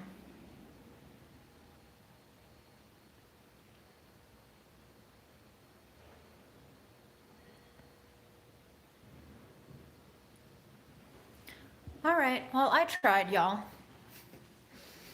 Yes, he did go eat a little bit. Because I ate a little bit. See? Memo is my reminder to take care of myself first and foremost, because if I'm happy, then I think he does a little bit better.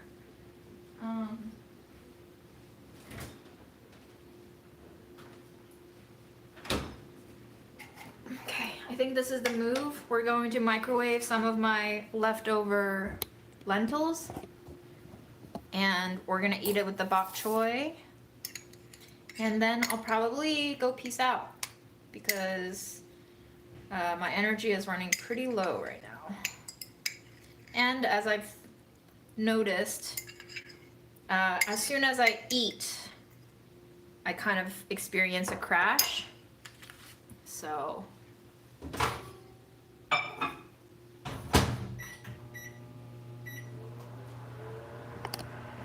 that crash is coming soon. The whole apartment definitely does belong to him. There's no question about it anymore at this point.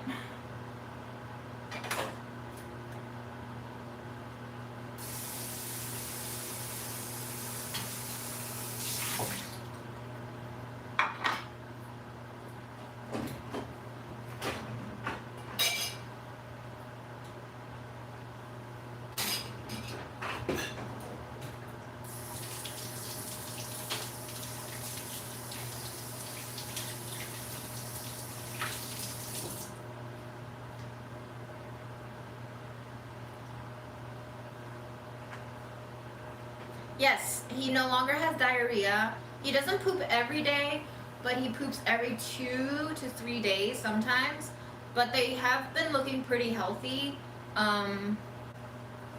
So, you know, if he's peeing, if he's pooping, if he's eating, good. If he likes to cuddle, good. If he yowls, I don't really know how to interpret that. I don't know if that's his like, Mom, I'm in pain, help, or if that's just his like, I'm a hunter, I'm ready to hunt, where is my prey? I have no idea. If he's a cat, I can't understand everything that he's doing. But I do feel like he's stable for now, and when he doesn't eat much, like he'll only eat a tablespoon of treats on some days, if 36 hours go by like that, I basically have to try to put on the ear ointment to stimulate his appetite.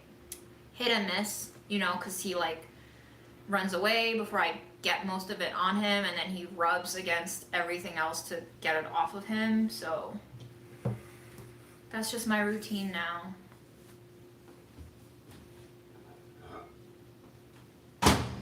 Doing my best to do my best, and if I can't do any more than that, then I can't do any more than that. And that's just how it goes.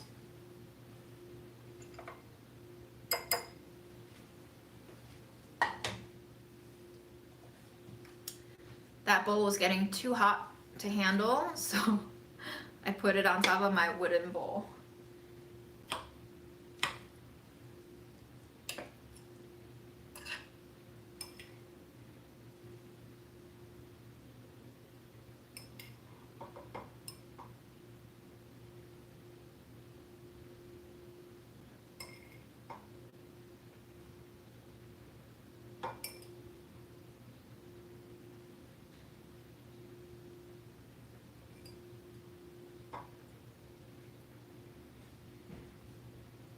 I hear him crunching on treats.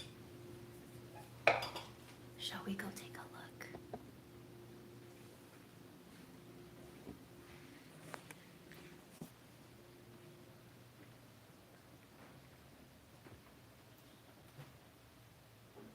Hi, baby. I heard you eating snacks. Okay, I'll leave you alone. Bye. As soon as I peeked around the corner, he was like, "What are you doing here?" He wants to eat in private. We should let him eat in private.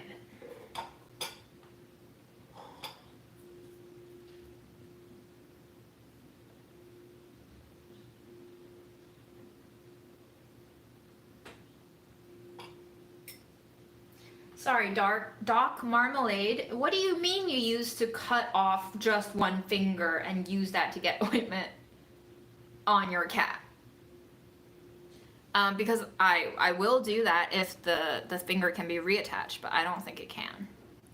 I've definitely pondered if I should just put the ointment on my finger and suffer the consequences of also getting that appetite stimulant into my system, just so that I could get it more successfully on him. Oh, surgical gloves.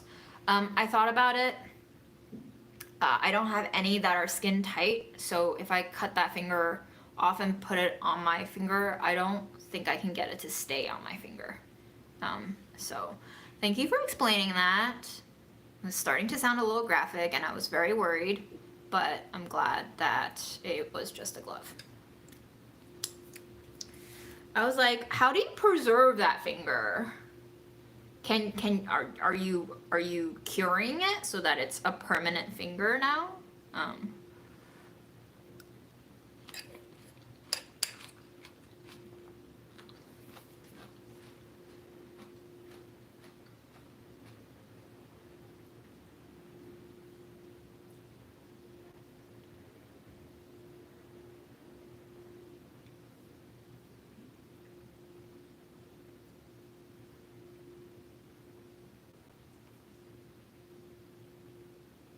Yes, finger cots, for sure. I've thought about it.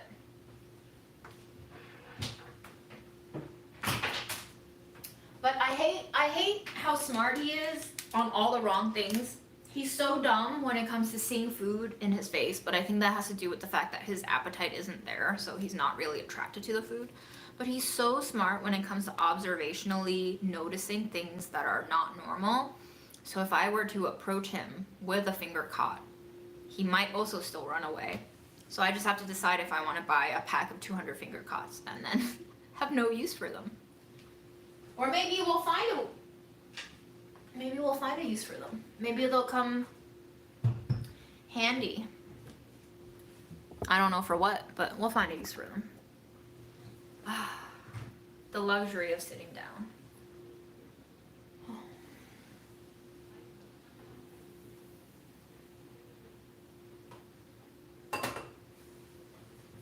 Okay, so I think it's been maybe an hour, but that looks like a good first round. of stock. I will turn off the heat, drain it, put water and other spices in it, and then start the process over again.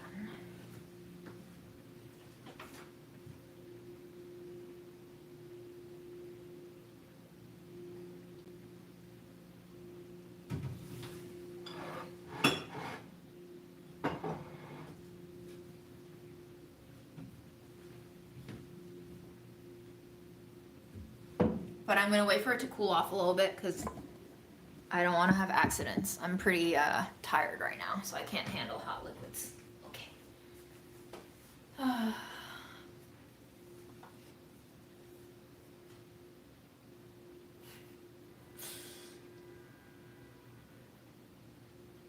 Jesus! You've actually detached and reattached a finger. Yes. I want to show you the melon one more time. Here. It smells like candy. Tomorrow is President's Day. A dead president is a good president. So we can celebrate all the dead ones tomorrow. And maybe I can cut into the melon tomorrow. I don't feel like doing it today. I also didn't have my smoothie today. Everything's a little off today.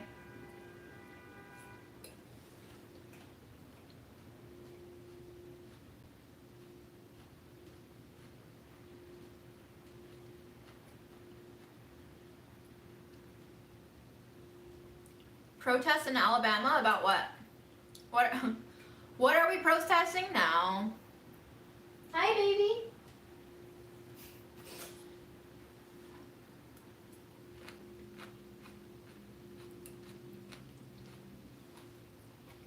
I look like a real hooligan eating like this, don't I? I am a hooligan. All right.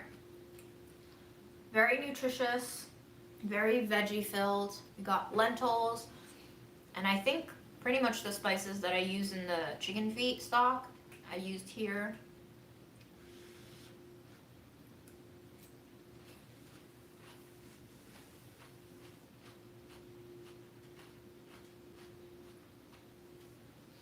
Guys, we have been protesting for years now. Ever since 2020. Ever since people got shot by police.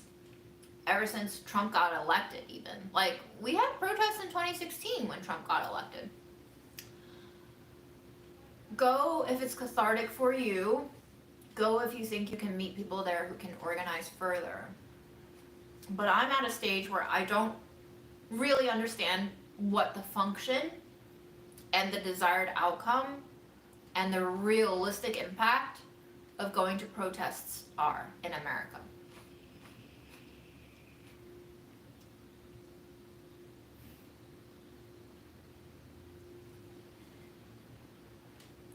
I think about this one Palestine Solidarity March that I went to where people started getting arrested, and then we formed a human chain in front of the police van to prevent them from pulling out and leaving with the people who were detained. And I remember the police threatening us with arrest if we didn't get out of the way. And I remember how the human chain disintegrated when the first guy in our line got arrested. Because they forcibly removed him from our human chain, and we just didn't link up after that. And we didn't have enough people, honestly. It was just like 6 or 7 of us.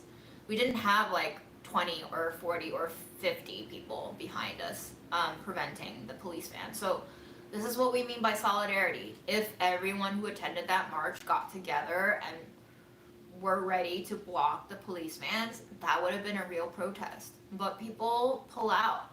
People, unfortunately, have a very low threshold of what they're willing to put on the line, myself included, especially because grandma was still alive then, and I didn't want to risk arrest because I wouldn't be able to get in touch with her or explain to her why I wasn't there. This was way before she was, sick.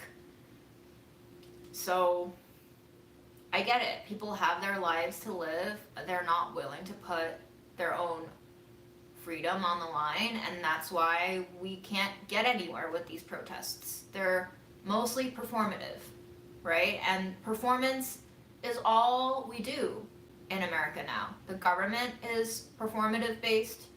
The people are performative based. Our consumption habits and our lifestyles are performance driven, just like performative, without substance, without envisioning and ready to put investment. Until we know what we're showing up to protest and what we're actually willing to do to achieve the goal, what are we doing? If we haven't even identified what the goal is, what are we doing? So I'm not discouraging anyone from going to protests, but I'm just explaining a little bit of why I don't feel compelled to go to protests anymore. That, and I don't have the physical ability to show up to protests like that anymore. I will just burn myself out. And I'm happy to burn myself out if we have the goal defined and if we're ready to get on board with the vision in executing it. But I'm not going to burn myself out at a performative event, because that's just not worth my collapse. For me, we're all doing this selfishly on some level. So how much you're willing to invest is how much these things actually affect your life. And until we're on a more equalized plane of how we're affected, we're not going to get anywhere, because we're not in solidarity with each other. Which is why I think our whole panic right now is necessary. It's a necessary stage of change. We have to see how bad things get before we need better. Right now, we just don't need better yet, which is why nobody is acting yet. And is it going to be too late to act when things are actually that bad? Yes, but that's how history has always worked, right? If we were better at preemptively doing stuff, we wouldn't be here. So it's not on us to change the whole wave of history at this given moment, but it is our personal decision and destiny and pathway to participate in a way that aligns with what we want and what we want to see and how we want to live. And if you don't invest in pursuing that choice, then you simply follow the wave of history. You follow the tide of bobbing up and down and becoming nauseated with unideal results and feeling helpless. So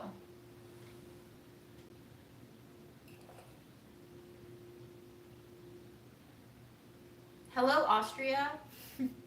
Welcome.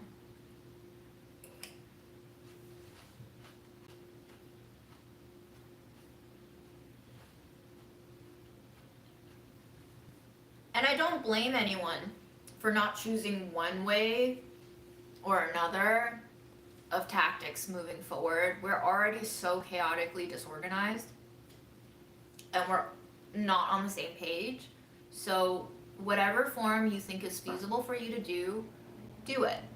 But I would encourage you to truly take some time and space and figure out what are the things that would make you feel aligned.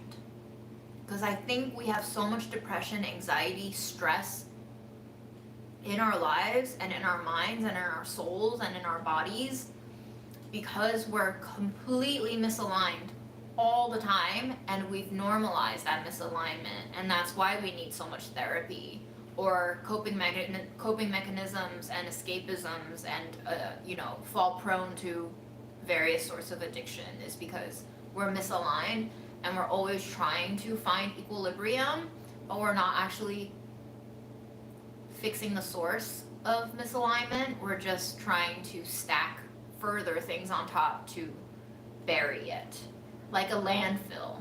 That trash still exists within us. We've just compacted it further down. So it's gonna take so much time to let that degrade into dirt. Um, and it will happen with time. You know, everything technically is biodegradable, whether or not we label it biodegradable. And to realize that in human civilization, even when we say something is, it isn't. Even when we say this is biodegradable, it isn't more biodegradable than other sorts of things. So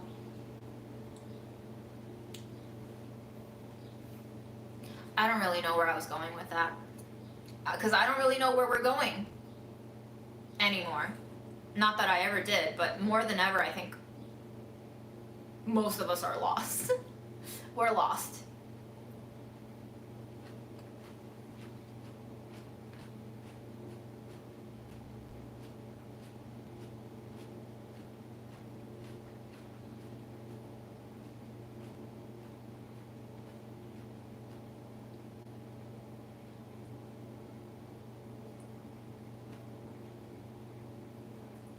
But if going to a protest excites you, I've gone to protests and they've helped me float when I felt like I was sinking under despair. So I think there is functionality to protests, even if they don't affect the change you want to see. It's not realistic to look at a single protest as a miracle pill. It's not going to make a change in terms of the change you want to see external to you. But you participating in these things, whatever things you choose to participate in, will always affect you because you're engaged, you're invested. A part of you wanted to go, a part of you felt the need to go. So that means you're responding to something that is calling within you. That means you're responding and listening to yourself. That means you're communicating and engaging with yourself. And that means that you're finding alignment somewhere in that process. So going to a protest might be a necessary move for you to understand yourself and your environment, both inside and outside, better. So I think protests are illuminating in a lot of ways. And you get to see the oppression in real time, in real space. You get to see how the police officers assault people.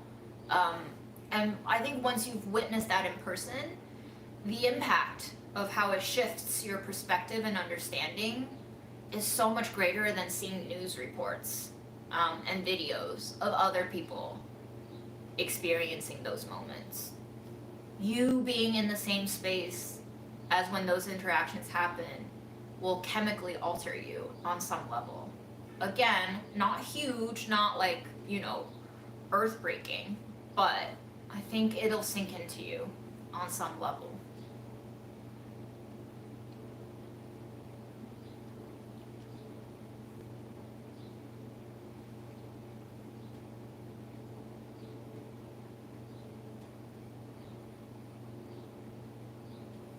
I feel like I have a no spend day almost any day that I'm not buying groceries. But yeah, no spend is a lifestyle. It's not a single day, just like it's not a single protest that can change anything. It's you finding alignment and being intrinsically motivated and organically losing desire to participate in consumerism. It's not you saying, I should quit cigarettes because it's not healthy for me. It's you actually feeling like you don't want that cigarette anymore because you value the alternative of not being a smoker more somehow. And it's gotta be personal to you. It's gotta be like your personal truth. And I'm not saying we all have different personal truths. We may all have the same universal personal truth, but you have to find your own in order to be convicted of your desire. And that conviction is, I think, the most essential ingredient we need in manifesting change. And that takes time, and that takes practice, and that takes exposure to different things like protest, like fasting in solidarity, like donating amounts of money that you never imagined you would donate to a stranger you don't know at all. And that might take you getting rejected by your healthcare coverage, or not having healthcare coverage and having to bumble around this fucked up system to figure out what's wrong with your body before you suffer and die.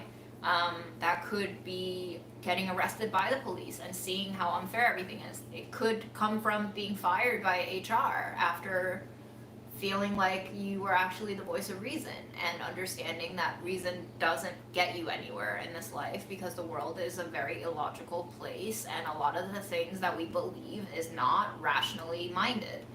So I think it takes experience and time, and going to a protest and exposing yourself to opportunities to be in new contexts and see new interactions will help you practice finding your alignment.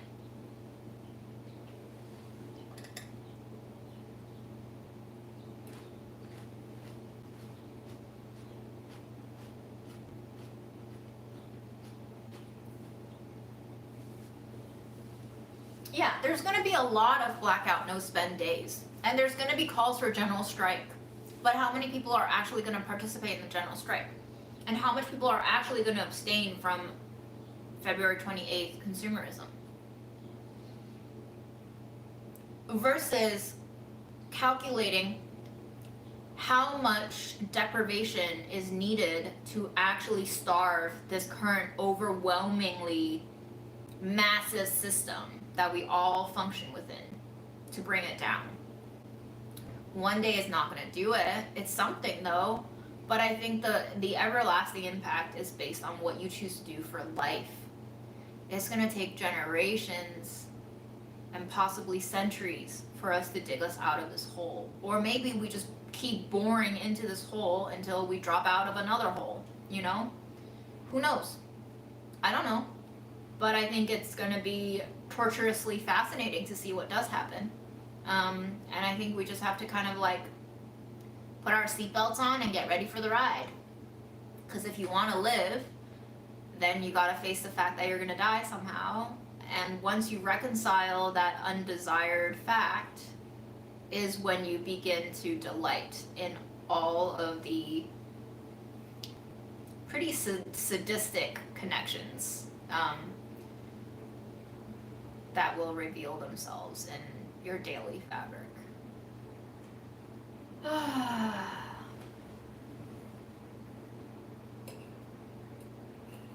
But like, yes, the world, yeah, Jonathan, I agree. I thought too that the world is very logical when you understand the underlying motivations. However, I get that we're trying to like, I get that our current system prioritizes profit and money above all else. And that's what drives people in power to do what they do. But what doesn't make sense is how we're not seeing the pure drive for profit and greed will kill us all, right? Like, if you make things so expensive that everybody starves, not only is your consumer base going to disappear eventually, you might be putting yourself in danger because it's going to become exposed in due time if things keep accelerating the way they do, who the culprits are. I mean, that's kind of what happened with Luigi, right? So like, clearly the smart thing to do is to be more sustainable, but we're just too dumb to do the thing that will actually be good in the long term. We're too dumb and we're too nearsighted. We're only looking at this pie right now on the table and making a grab for as many pieces of the pie as possible without saying, okay, we should take turns to make new pies. Once you eat through that pie and there's no one else doing the baking, you're gonna run out of pie and you're gonna starve, and then everybody's gonna get angry and then you're gonna start eating each other.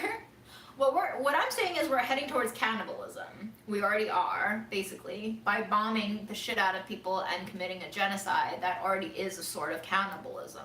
You're also ruining the environment, which is eating into your future prospects of prospering. It's dumb. War, knowing what we know, knowing our history, knowing our science, is dumb.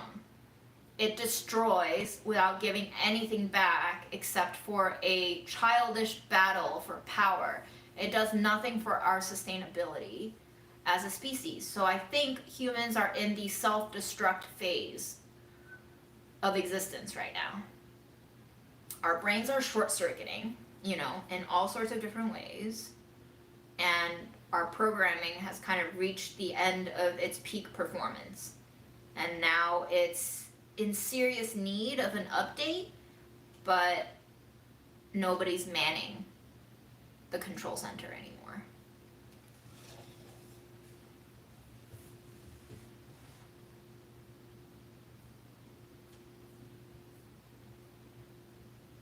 Yeah, but crazy luxury bunkers? Okay, what's gonna happen if you don't have soil to grow food on? What, you're gonna make lab food? Sure, we're already on the way to that, right? But like, it's just a matter of prolonging your death. This is why I say death work, making peace with the process of dying, is essential to becoming alive. Because if all you're doing is preparing for the future in which it's a dystopia and apocalyptic, you're already living your death in a way, instead of constructing a life. So we are already living in a culture of death, but we cannot bring ourselves to accept death. We're still living in a culture of death where we're escaping death at every turn, and that's like such a fundamental contradiction, and it's creating so much social and internal friction. We're all getting just like burned by the friction of traveling along this fundamental contradiction, where we're surrounded by death and we're still trying to escape it. If death is all around us, I think it would serve us to actually acknowledge it.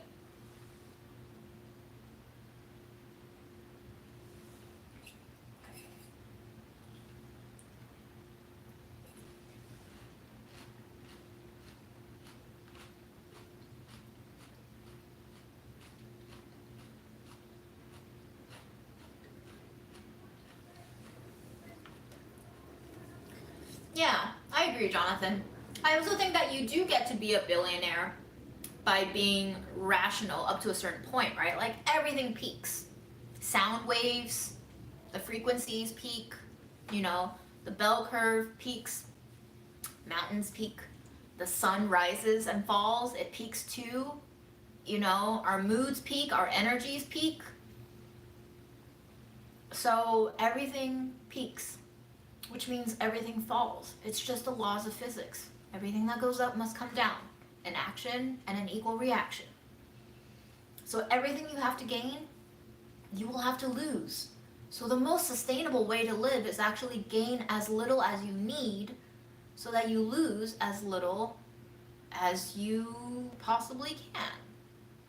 That is a state of equilibrium. You can do equilibrium like this and have huge frequencies and hills and valleys of ups and downs, or you can just maintain a little bit of a bob on this current that we're all traveling along. And sometimes it's out of your control, and sometimes it's in your control, and eventually you'll have to figure out on your own what works best for you. It's not one size fits all. Maybe even in death, it's not one size fits all. We just don't know what happens. So I think it's really useful to keep in mind that we don't know. We don't know. And that is part of being human. I know we're trying to know everything. I know we're constantly trying to prove each other wrong. I'm trying to like make myself better until I can't. Until I'm sick and no energy and my brain's fucked and my body's soft and my muscles go, and then I can't. And then I say, okay, I can't.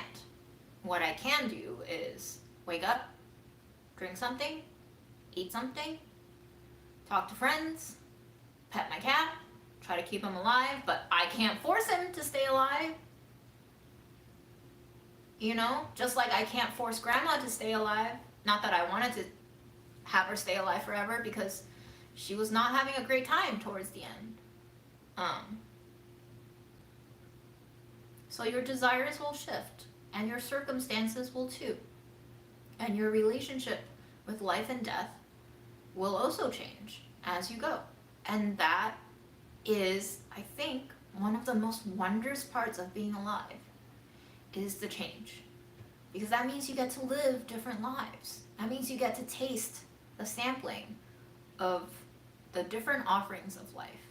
Not that I look forward to getting imprisoned and tortured, but that's maybe more and more of a possibility now. So the more I acclimate myself to the possibility of, say, getting imprisoned and tortured, the more acceptance I will have to kind of shield me a little bit from at least the psychological impact and trauma. But not everyone will go as dark as that, and I encourage you to not go as dark as that if you're not ready, but we're all at different places of readiness too. So what works for you might not work for another person, and what works for another person might be totally useless to you, which is why all the stuff that I'm saying might sound totally wacky to you, and that's fine. Because what works for me might sound like crazy talk to you.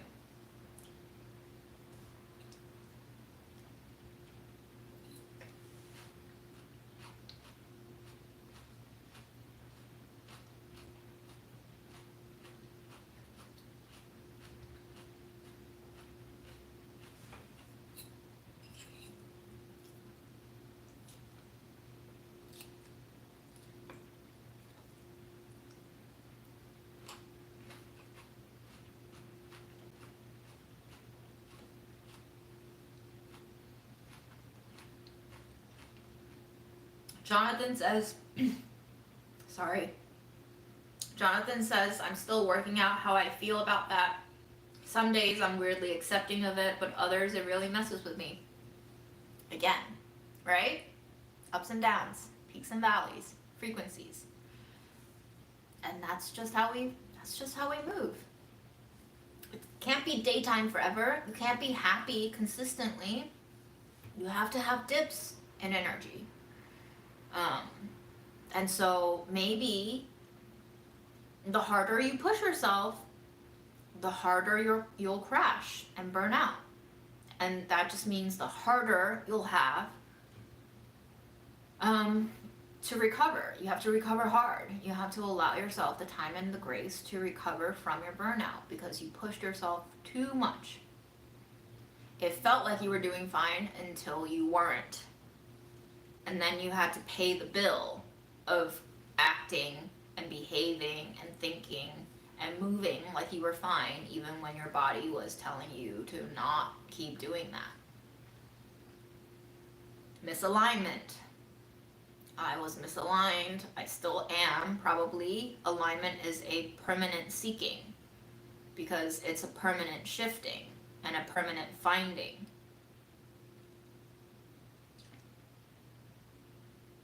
I think somewhere someone asked some question like, how do I heal? I think we as a society have looked to things to give us solutions, permanent solutions to permanent problems. But the problem with having something that's permanently fucked up is that you permanently have to seek new solutions. A house isn't going to stay new forever, right? I cracked my floors. I break bowls. Dust gathers. Even if I clean it totally clean, it'll still become dusty and hairy and smelly within days, weeks, months at most. And then I'll have to do it again. There are people who go through life without sleeping. They're weird and supernatural in a lot of ways, but most of us can't, right? So why would we expect ourselves to permanently be in a good spot? Mentally, physically, emotionally, spiritually. It's just not possible, and it might not even be ideal. You might be hurting yourself, because that in itself is a delusion, to think that you can have something forever, that you can be comfortable forever, that you can stay good forever, that you can keep outperforming your past selves. And if you retire your electronics, if you retire your clothes, if you keep trying to remodel your home, what makes you think that your body is going to be able to not retire? That's a logical flaw, I think, in how we hold ourselves to this impossible standard. And it makes us really sad, and it makes enemies, reflective enemies, an enemy of myself against myself. And we'll say things like, oh, but the world will treat you like shit if you don't get yourself together. Yeah, it will. Because the inside is the outside and the outside is the inside. Over time, osmosis, we become the people we are living around. We become the world we are living around. The air, the water, the soil pollution, we are all intaking it all the time.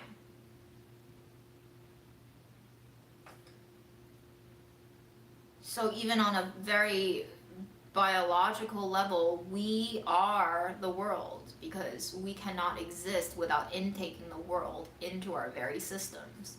And then even within our systems, there are foreign cells, bacteria, that are not genetically us.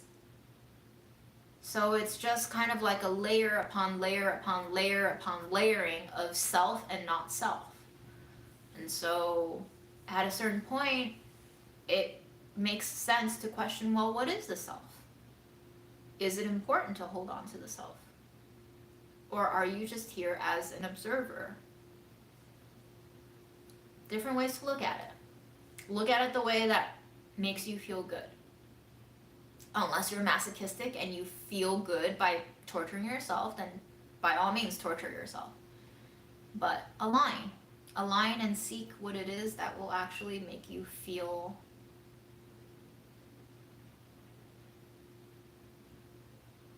like nothing. Feeling like nothing is, I think, peace, for me, at least.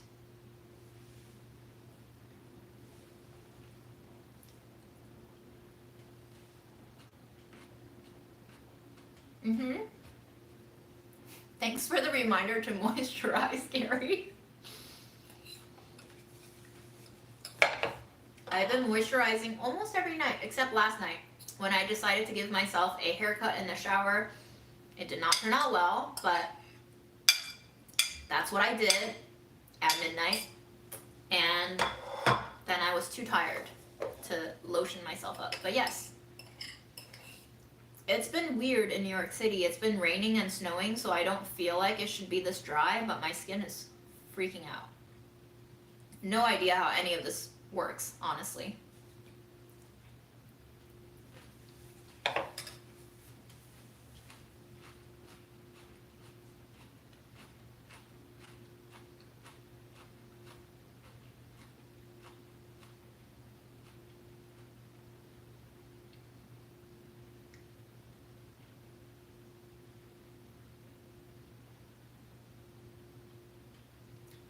Yeah, it's great to live your purpose, right?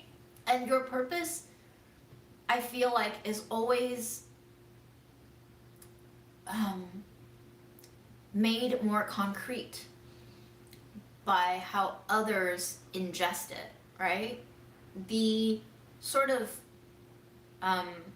messages that I'm still getting from people who loved Budget Eats, a show that I haven't really done in 2-3 years, is really heartwarming. I actually just had a follower say that he was going to visit with his significant other in New York City, and apparently his partner is like such a big fan of Budget Eats, and he was trying to see if we could meet up to surprise her.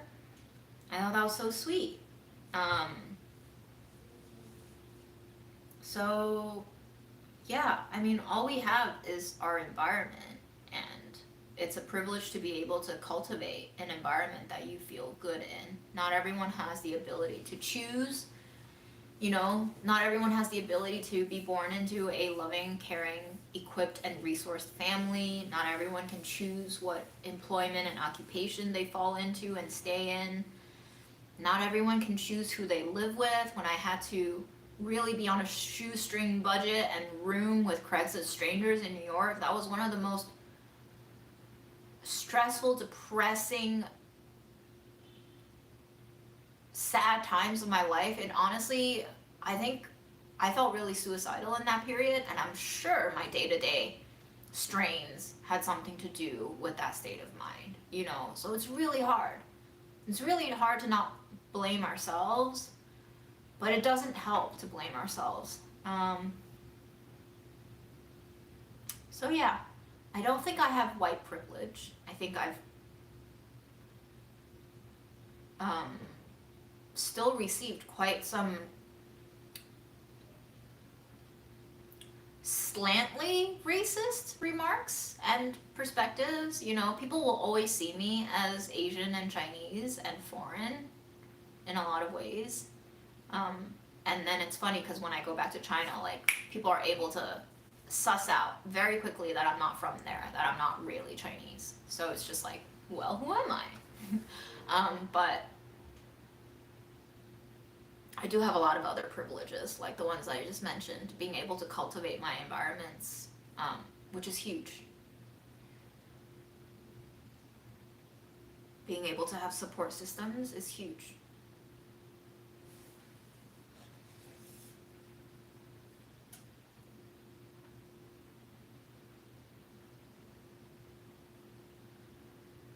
Yeah, these lives are cheaper than therapy for me too. I haven't paid for therapy in over a year. And I actually just had a call with the bereavement counselor, grandma's end of life hospice care program, apparently. I didn't know this until after she passed, but they have this program where they have a bereavement counselor check up on you monthly after your loved one passes away. It's not mandatory. You can opt into it and you can leave anytime you want, but she's really nice, and she called me and we had a nice chat, and I don't feel like I really took anything away from that conversation, which is not at all a bad thing. It kind of confirmed my belief that I'm in a mentally good place. Like, I'm mentally stable. I'm not trying to like boast or anything, but I think a lot of people are worried for me and my mental health.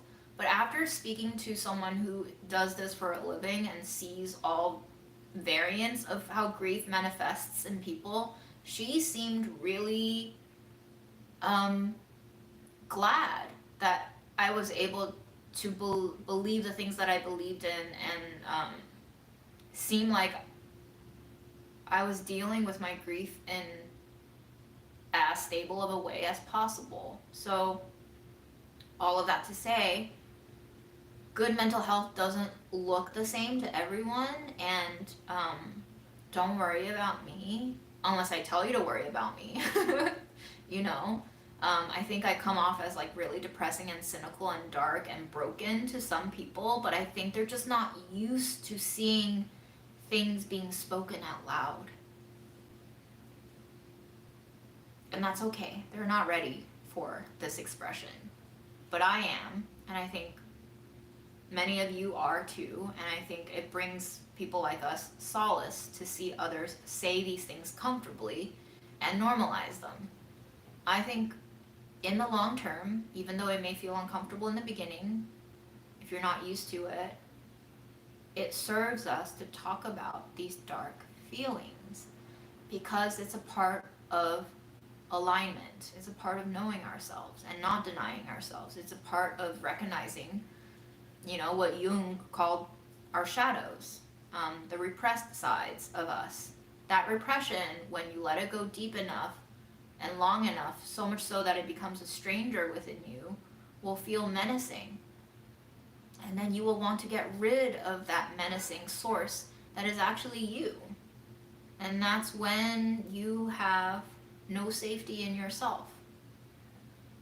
And that's what causes a lot of stress and anxiety, is when you are constantly sleeping with the enemy. That is you. So how to befriend this enemy again and recognize it as a part of yourself and accept it and cohabit with it, and not letting it take over you or not letting yourself take over them, but just cohabiting. This is something my second shroom trip taught me. I like had a total meltdown on this kitchen floor when I was high, and I remember feeling like there were 4 dimensions to myself. There was the self experiencing the breakdown and feeling like I was a failure and no good to anybody and incapable of doing anything right. There was the self that was sneering at this melting puddle of a self, and being really kind of like mean and trolly about it, like, oh, you worthless piece of shit. Of course you're doing this meltdown. Why didn't you see this coming? I thought you were smarter than that, right? So, like, the inner critic. There was the self who was kind of like a chaperone. It was kind of just like standing back and observing and making sure that things were kept in check, but not really butting in or affecting anything, because it was normal to let things play out, and it was just kind of there to be a witness. And that self, I think, is my inner parent. If we go into internal family systems therapy, like, that was the inner parent. That was the mitigator and the equilibrium reset. And I really appreciated that self for appearing and making itself kind of known. And then there was the 4th self, which was the most fascinating self. That was the self that was like closest to being an alien. That self, somehow when I was like on the floor and sobbing, somehow I felt like I had heard somebody step on a crinkly foil snack wrapper, like a chocolate bar wrapper, blocks away on the concrete, street, which I was not physically present for, but I just felt like I heard that happen. And that was a self that was kind of like shooting past the physical and logical limitations of what perception could be, and that self was not bound in by my physical boundaries. That self sounded loopy and crazy and insane and impossible. Because that self was not really a self that had an ego to it. That self was just there to kind of delight in the impossibilities and small curiosities of life. So those are the 4 selves that I sensed. And that was fascinating.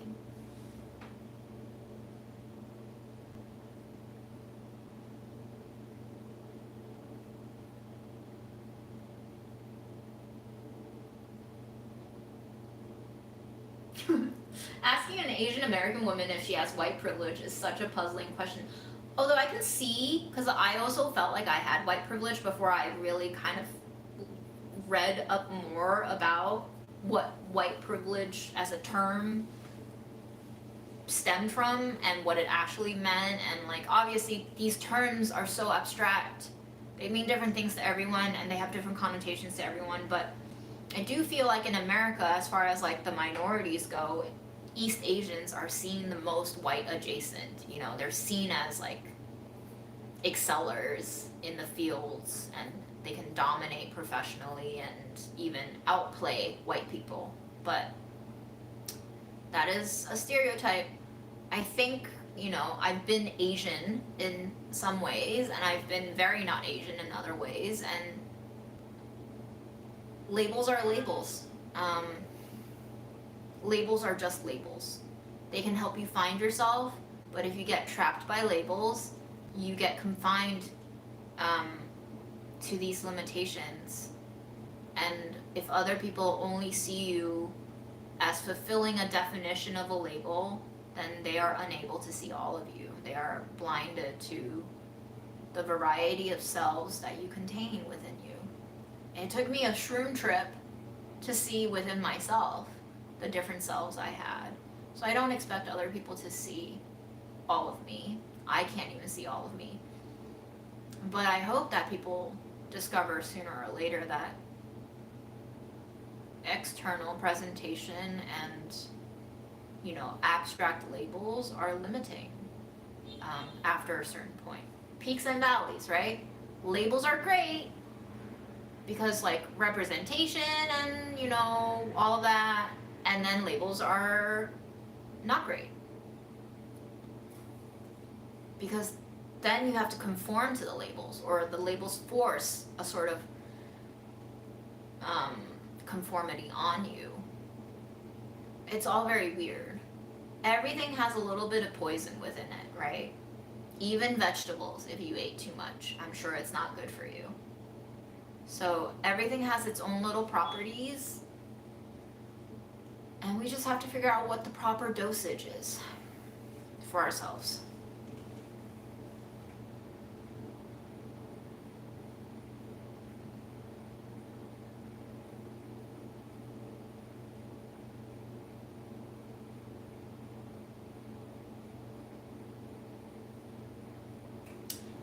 I have not listened to Ren's Sick Boys and Hi Ren. Nope. New to me.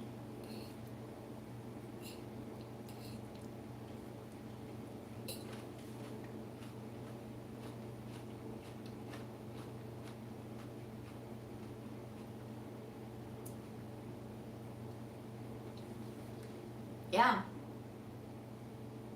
Jonathan says that's the weird thing about human language. Two people can hear the same words and get two completely different ideas from them. If there's anything that dating taught me, it's that. We would speak the same word and mean totally different things.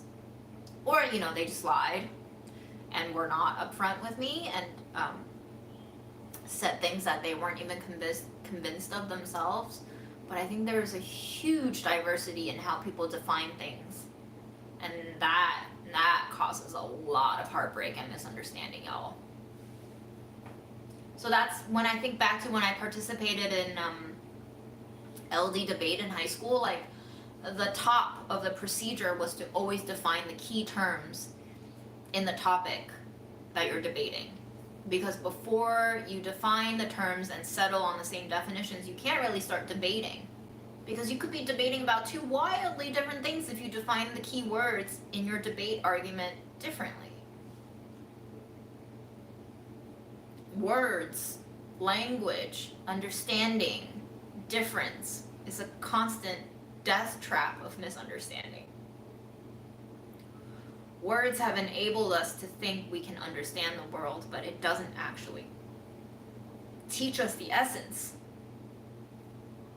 of what meaning is. Maybe there is no such thing as meaning, but just because we've created a word that says meaning, we now think that we have to find meaning. Because now that we have made the word and the concept of meaning exist, that means that meaninglessness is also a concept and a reality. We are gods in how we use language to construct our world, but we as gods are constructing an empty world, holding nothing of substance. And I mean that very literally. I'm not saying abstractions have no meanings. Obviously, they fulfill some sort of spiritual need and emotional need and psychological need that we have, but like, where is the substance of the definition of good? What does good look like? Would you be able to describe good? And would everyone agree on what good is? Because if you can't even begin to define concretely what good is, then how can you hold yourself to a standard of always being good? If you don't even know what it looks like, what is your goal? Where is your aim? How will you get to that destination if you have no idea where that destination even is? That's just... I can't believe it took me over three decades. But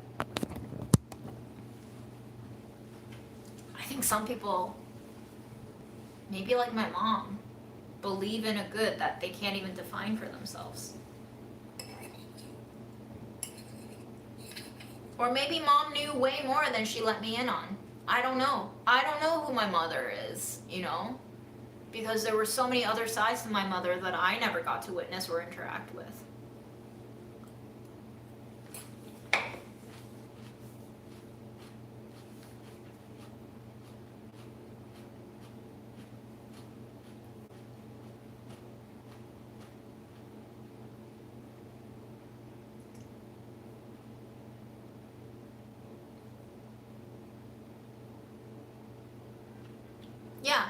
regarding race too, my friend Dan encouraged me to read this book called Racecraft, and I've been reading it.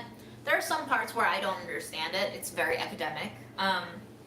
And then there are some parts where I just feel like I disagree with it, but I haven't been able to pinpoint why, but something's not aligning with me in that book. But that book goes deeply into investigating and criticizing the concept and the framework and the role of what race is. If race even exists, if race is real, what it means and how it manifests, if race might be just a stand-in euphemism for racism. Because how else would racism justify itself if race weren't a real thing? No, we would need to justify oppression and discrimination and bullying and systemic harm by saying one category of people is weaker or lesser than or more vulnerable and therefore needs our help. To create a solution to a problem, you first have to define what the problem is. And isn't it just way easier to define a group of people as a problem than your own desires as the problematic stem of all the trouble?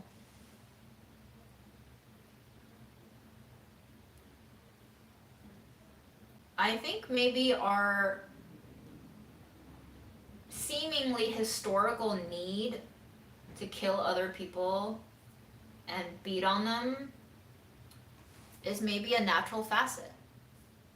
You know, we say all these things about how dolphins rape other animals or rape dolphins or I don't know.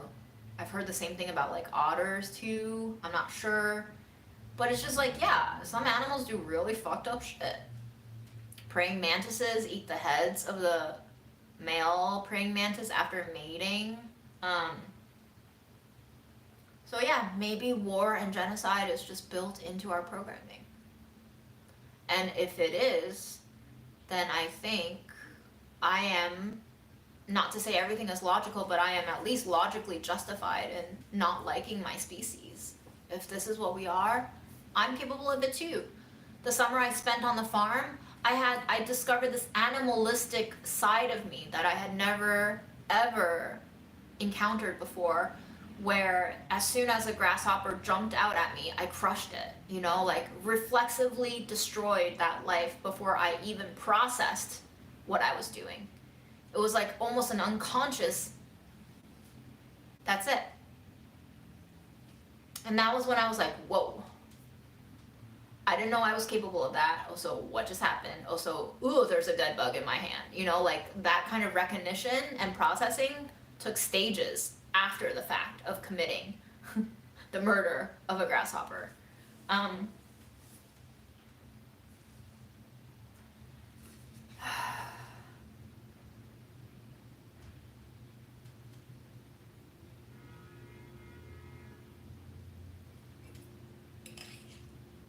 So if good cannot be defined, then maybe it's time to reconsider whether or not we let it guide our lives.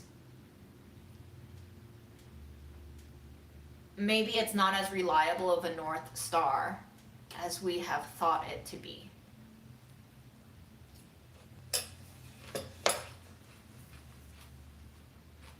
Or maybe we don't need a North Star. Maybe the whole programming of life is just to wander around lost.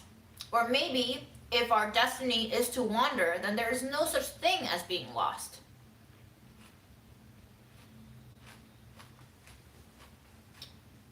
And if you're not lost, that means you're doing exactly what you're supposed to be doing, even though it doesn't feel like what you want to do all the time. And maybe that means nothing is wrong. Maybe it's just not ideal. But ideal is up here. And then there's all of that.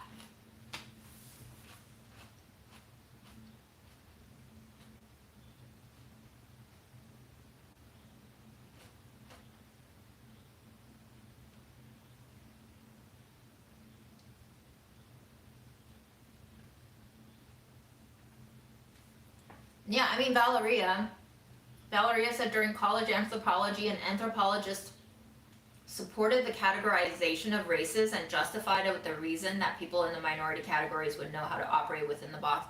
We eventually figure it out because if other people put us in a box, then we have to learn how to survive and navigate it, right? Yeah.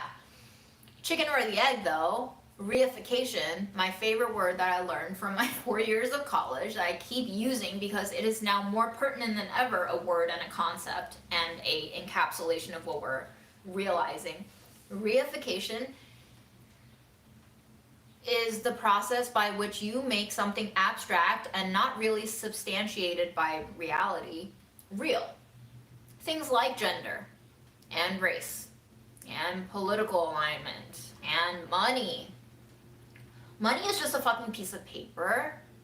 We attribute a value to it. We all agree on a social contract that we would exchange goods through the exchange of money.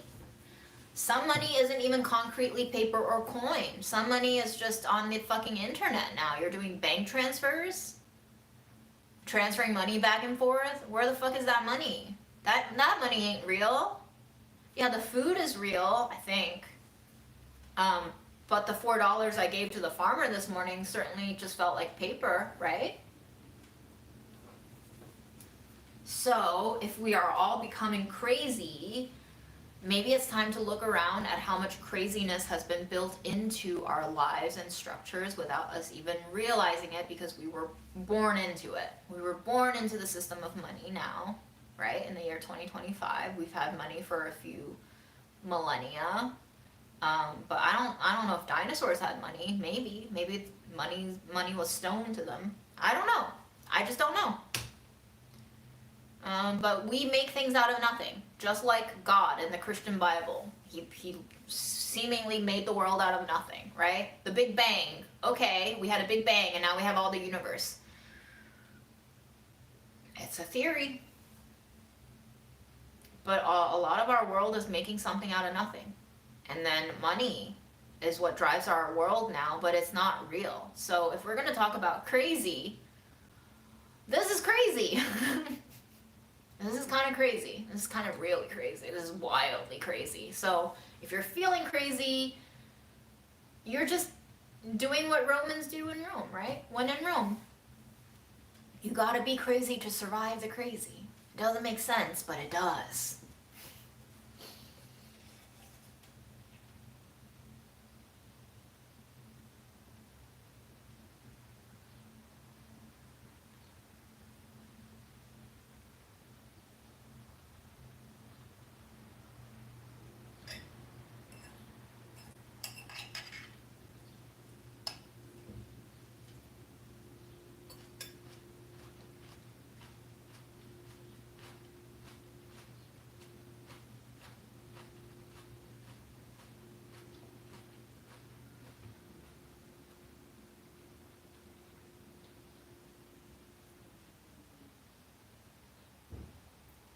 Minimize harm is an interesting way to encapsulate that. Yeah, I would say I'm aligned with that too. You know, lowering your consumption is minimizing harm. It's minimizing how much you take.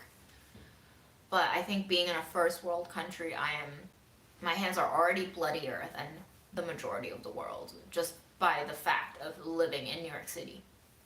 The capital of capital, really.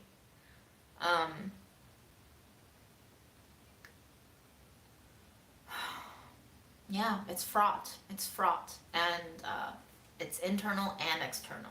So everything's just kind of mushed together.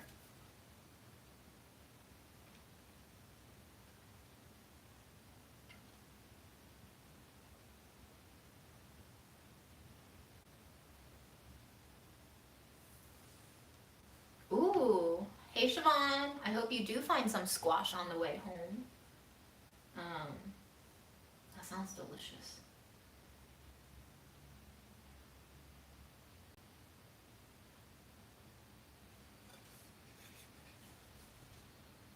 Good and bad are not quantifiable. I mean, Zionists will tell you that I'm a terrorist for saying free Palestine. It's not quantifiable. Truth is not quantifiable either, right?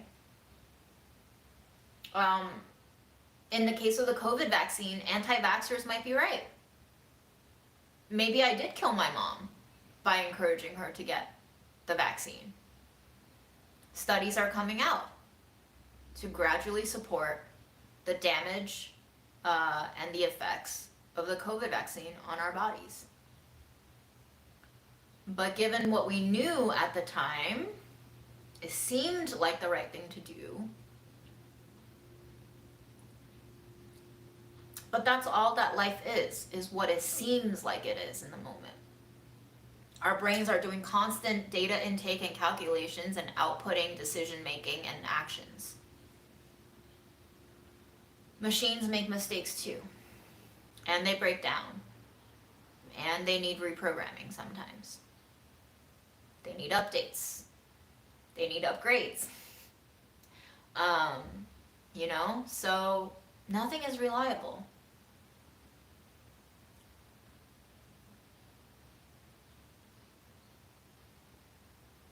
Nothing is reliable.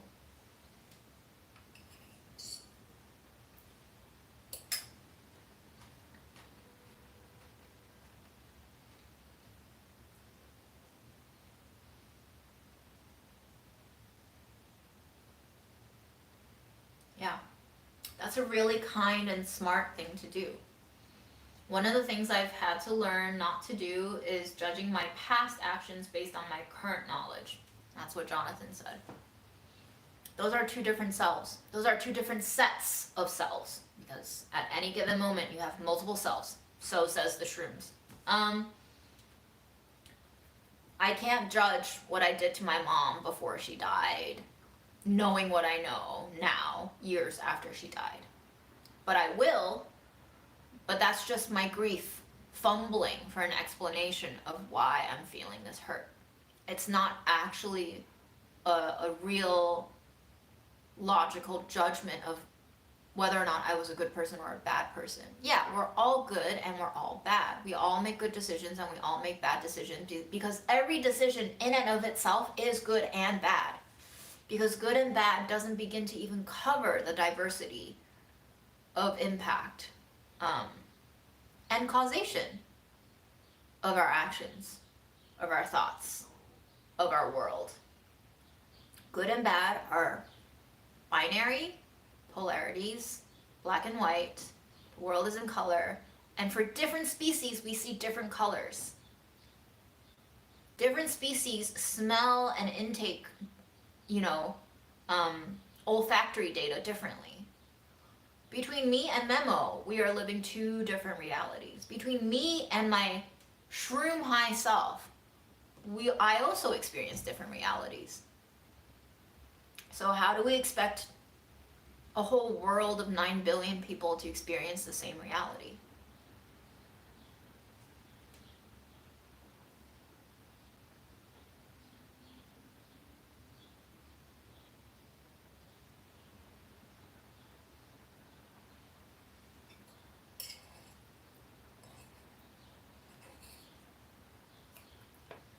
Which is why I don't really see the point in blaming people anymore. It's just what they do. It's just what they did in that moment. And yeah, their actions can have caused a lot of damage and pain and grief, and I can reflexively hate them with all my heart and being. I can wish them ill. I can wish them dead. I can hate myself for wishing them dead, because wishing someone else dead makes me a bad person. And it's just like all a chain reaction. None of us are separate from other people. We cannot ever disengage. You have reactions listening to what I'm saying right now. You may hate me or disagree with me on one thing, and then you may find reason on another. And depending on the order I said those two things in, you may interpret them differently, because the first thing I said and your response to the first thing I said will color your impression of the second thing I said, because you already formed a judgment of me based on the first thing that I said. So,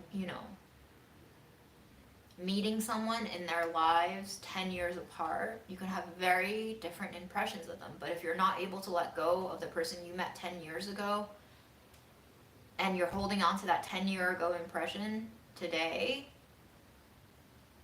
you're condemning them, really, to always being stuck in the past. And maybe that gives you a sense of control and stability in your own reality and interpretation and belief system and processing, but it's not any more real than any other alternative. Because it's still just you in this big old wide universe of Big Bang theory.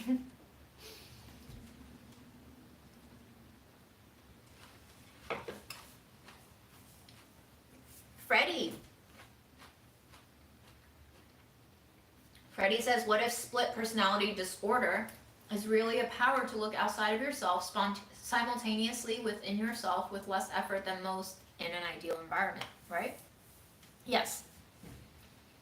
I mean, the whole argument of racecraft was like also debunking witchcraft and kind of drawing a parallel between how people were condemning other people as witches and how we now condemn certain people to be certain races, right?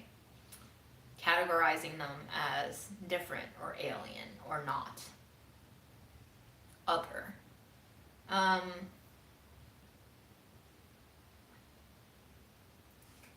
There's a lot of cultures who value altered mind states. Speaking in tongues, getting high and communing with the gods. For sure, shrooms made me feel more in touch with the world in a dimension that I normally don't access in my day-to-day sober mindset. So it gives me the ability to question what reality is and to divest from the reality that I've been told to invest in. And that will make me seem unstable and likely to get me labeled as crazy or insane or loopy or woo-woo, you know, any of those variations of she's kind of not right in her head.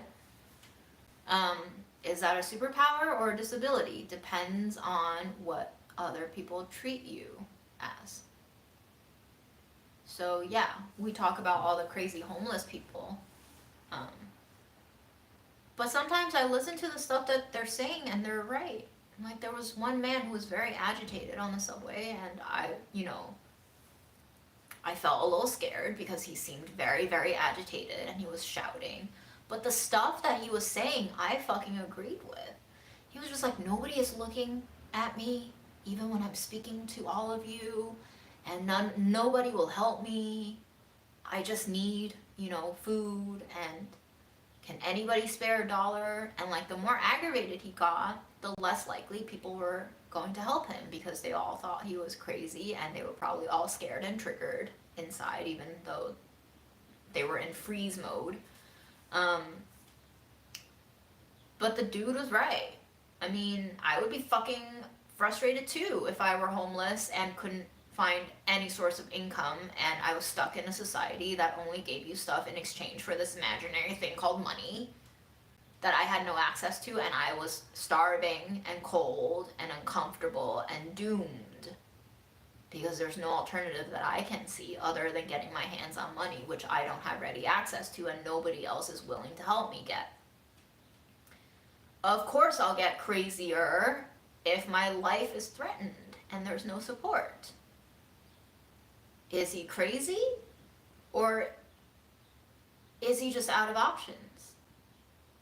And is he not telling the truth? Because to me, yeah, everything he was saying was 100% true.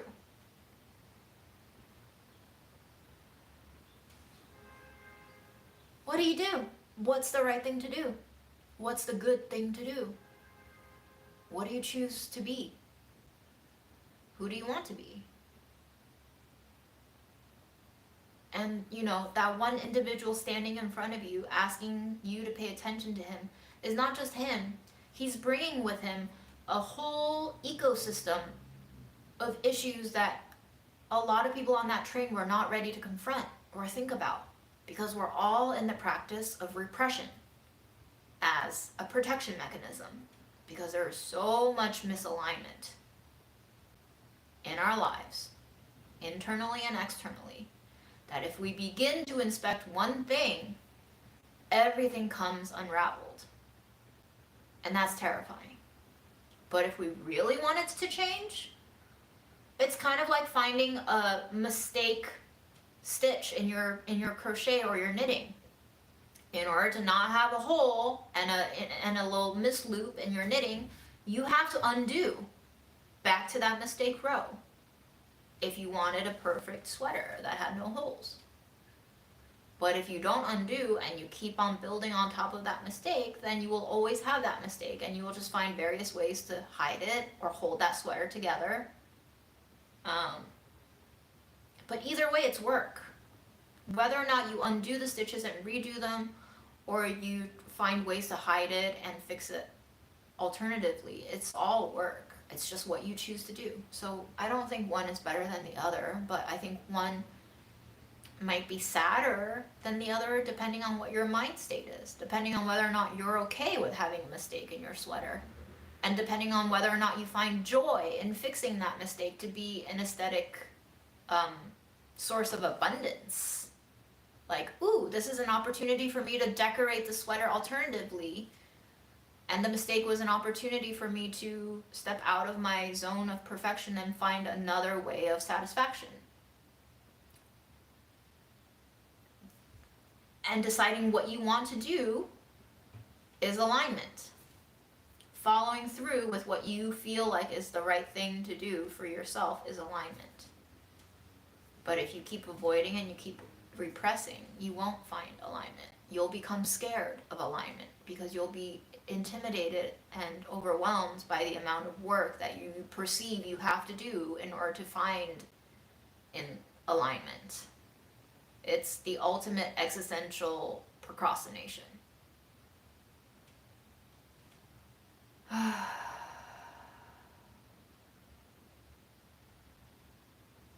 Crazy can be a chemical imbalance sometimes, but what is an imbalance, right? That has to be defined too. In order to have an imbalance, you have to have a balance. So what is the metric for balance? Balances are also a range, right? Technically, I think of balance as like that sweet spot of perfection where it's neither left nor right weighted. It's just balanced. But that's a peak. Hitting that optimal state of balance is a peak. But nature peaks and falls. So we all have chemical imbalances. Are you going to say that our hormonal shifts throughout, the menstrual cycle is also a chemical imbalance, is a hormonal imbalance? Yeah, you can. A lot of people believe that, right?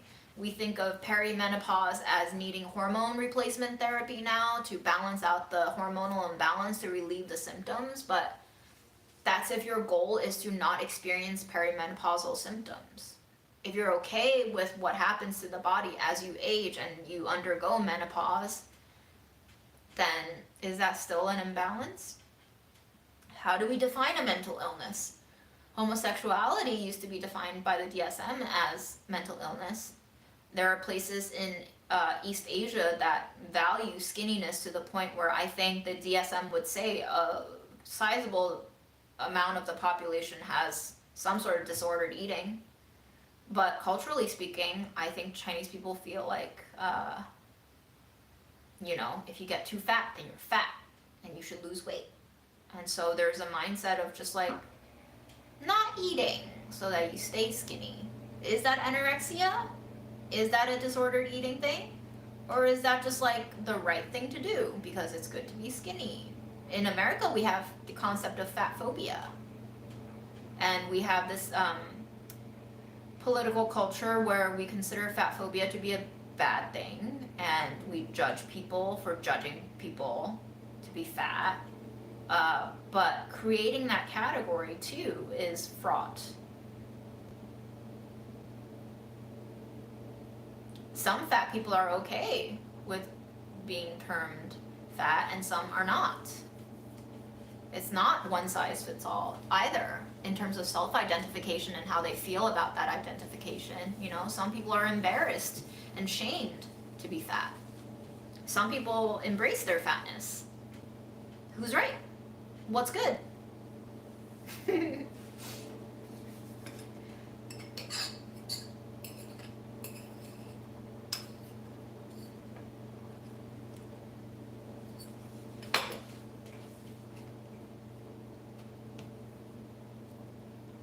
Why is there so much fat phobia in East Asian societies? Because the world does not reward you for being fat. I think in a lot of ways, East Asian cultures are way more blunt than Western cultures, and they'll just say things as it is. I think if you're a fat person, you'll experience fat discrimination because the world is actually running on fat phobia. Just because we say fat phobia is a bad thing and you shouldn't engage in it, doesn't mean it doesn't exist. Racism is a bad thing. The world still runs on racism. Because the world still upholds race. What is the function of race if not to put people in a place and a box and a limitation and a prison, a literal prison sometimes? I've had men I date prescribe certain behaviors as expected because of my gender identity. I'm a woman, so yeah, there's no way I could have enjoyed X, Y, and Z because like no other woman that I've hung out with before, platonic or romantic, liked it. Okay, that was your experience with all the previous women in your life. Why would you assume that of me before even asking me to confirm whether or not that was my personal preference? Because sexism. It's not like immediately, not all of these isms are evil. They're just based in a sort of willful ignorance and close-mindedness that society functions on, so naturally we internalize it as a logical system of assumption, but at the end of the day, it's all assumption. If you're someone who has mixed racial heritage, what are you? We're just gonna keep creating new categories of what we are, like, you know, with all the gender identities. Yeah, we can. If it makes you happy, go for it. But even people with like less binary identities will probably get tired of all of these like constant splintering of even more specific identities. And that categorization, that endless perpetual categorization and clarity of identification causes infighting too. In what was once a community of queer love and acceptance, you know, we have infighting too now. So like, as we define things and identify groups, we create a dynamic of repulsion, basically, of difference. And it's not good or bad, but it's just, I see this cause and effect. So I'm not writing off labels or categorizations as like unproductive or bad or self-defeating, but I'm just saying I'm noticing this pattern. Do I personally want to invest in it? Will other people judge me if I invest in it or don't invest in it? Yes, for sure. Depending on the person, they might. Will it be worth it for me to endure that judgment? Do I care about that judgment? Is it worth it for me to just do my own thing and stand by my own beliefs? Those are case-by-case decisions. You know, depending on whether or not I was desperate for money, I would decide how I behaved at work, how much shit I would put up with, how much shit I would eat, how much shit I would consent to eat, how much of myself I would be willing to gag and bind in order to keep that job, to keep that income. Knowing that over time, gagging and binding myself like that will affect and transform me, even when I'm not at work. Because we are what we do. And if what we do is work for at least 8 hours a day, 5 days a week, a third of us, more or less, will transform, and it'll cause change. And change will always happen, but not all change is desirable, and not all change is aligned. So case by case, we decide. And case by case, we change. And case by case, we build. And case by case, we deconstruct.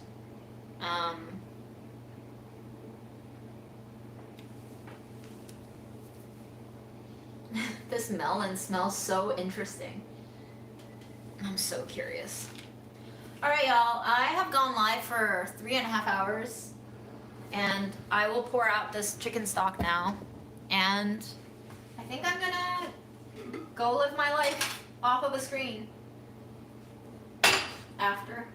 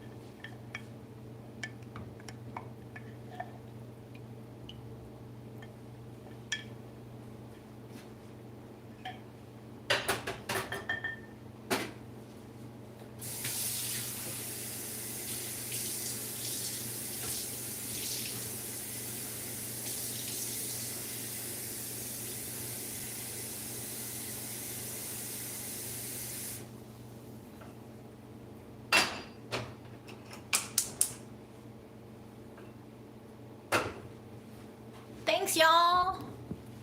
Thanks for joining. Let's go take a look at Kitty Cat. And then I'll bid you goodbye. Maybe I'll see you tomorrow, and maybe I won't. He's back in the bedroom now. I wonder if it's to escape myself in the living room. Hi, baby. How are ya? Sleepy?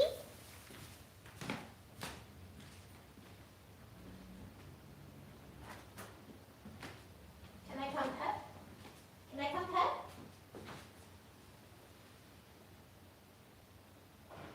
Hi, babes. Is it nice and warm here? Oh, yeah. You got a nice setup here, huh? Okay. Thank you.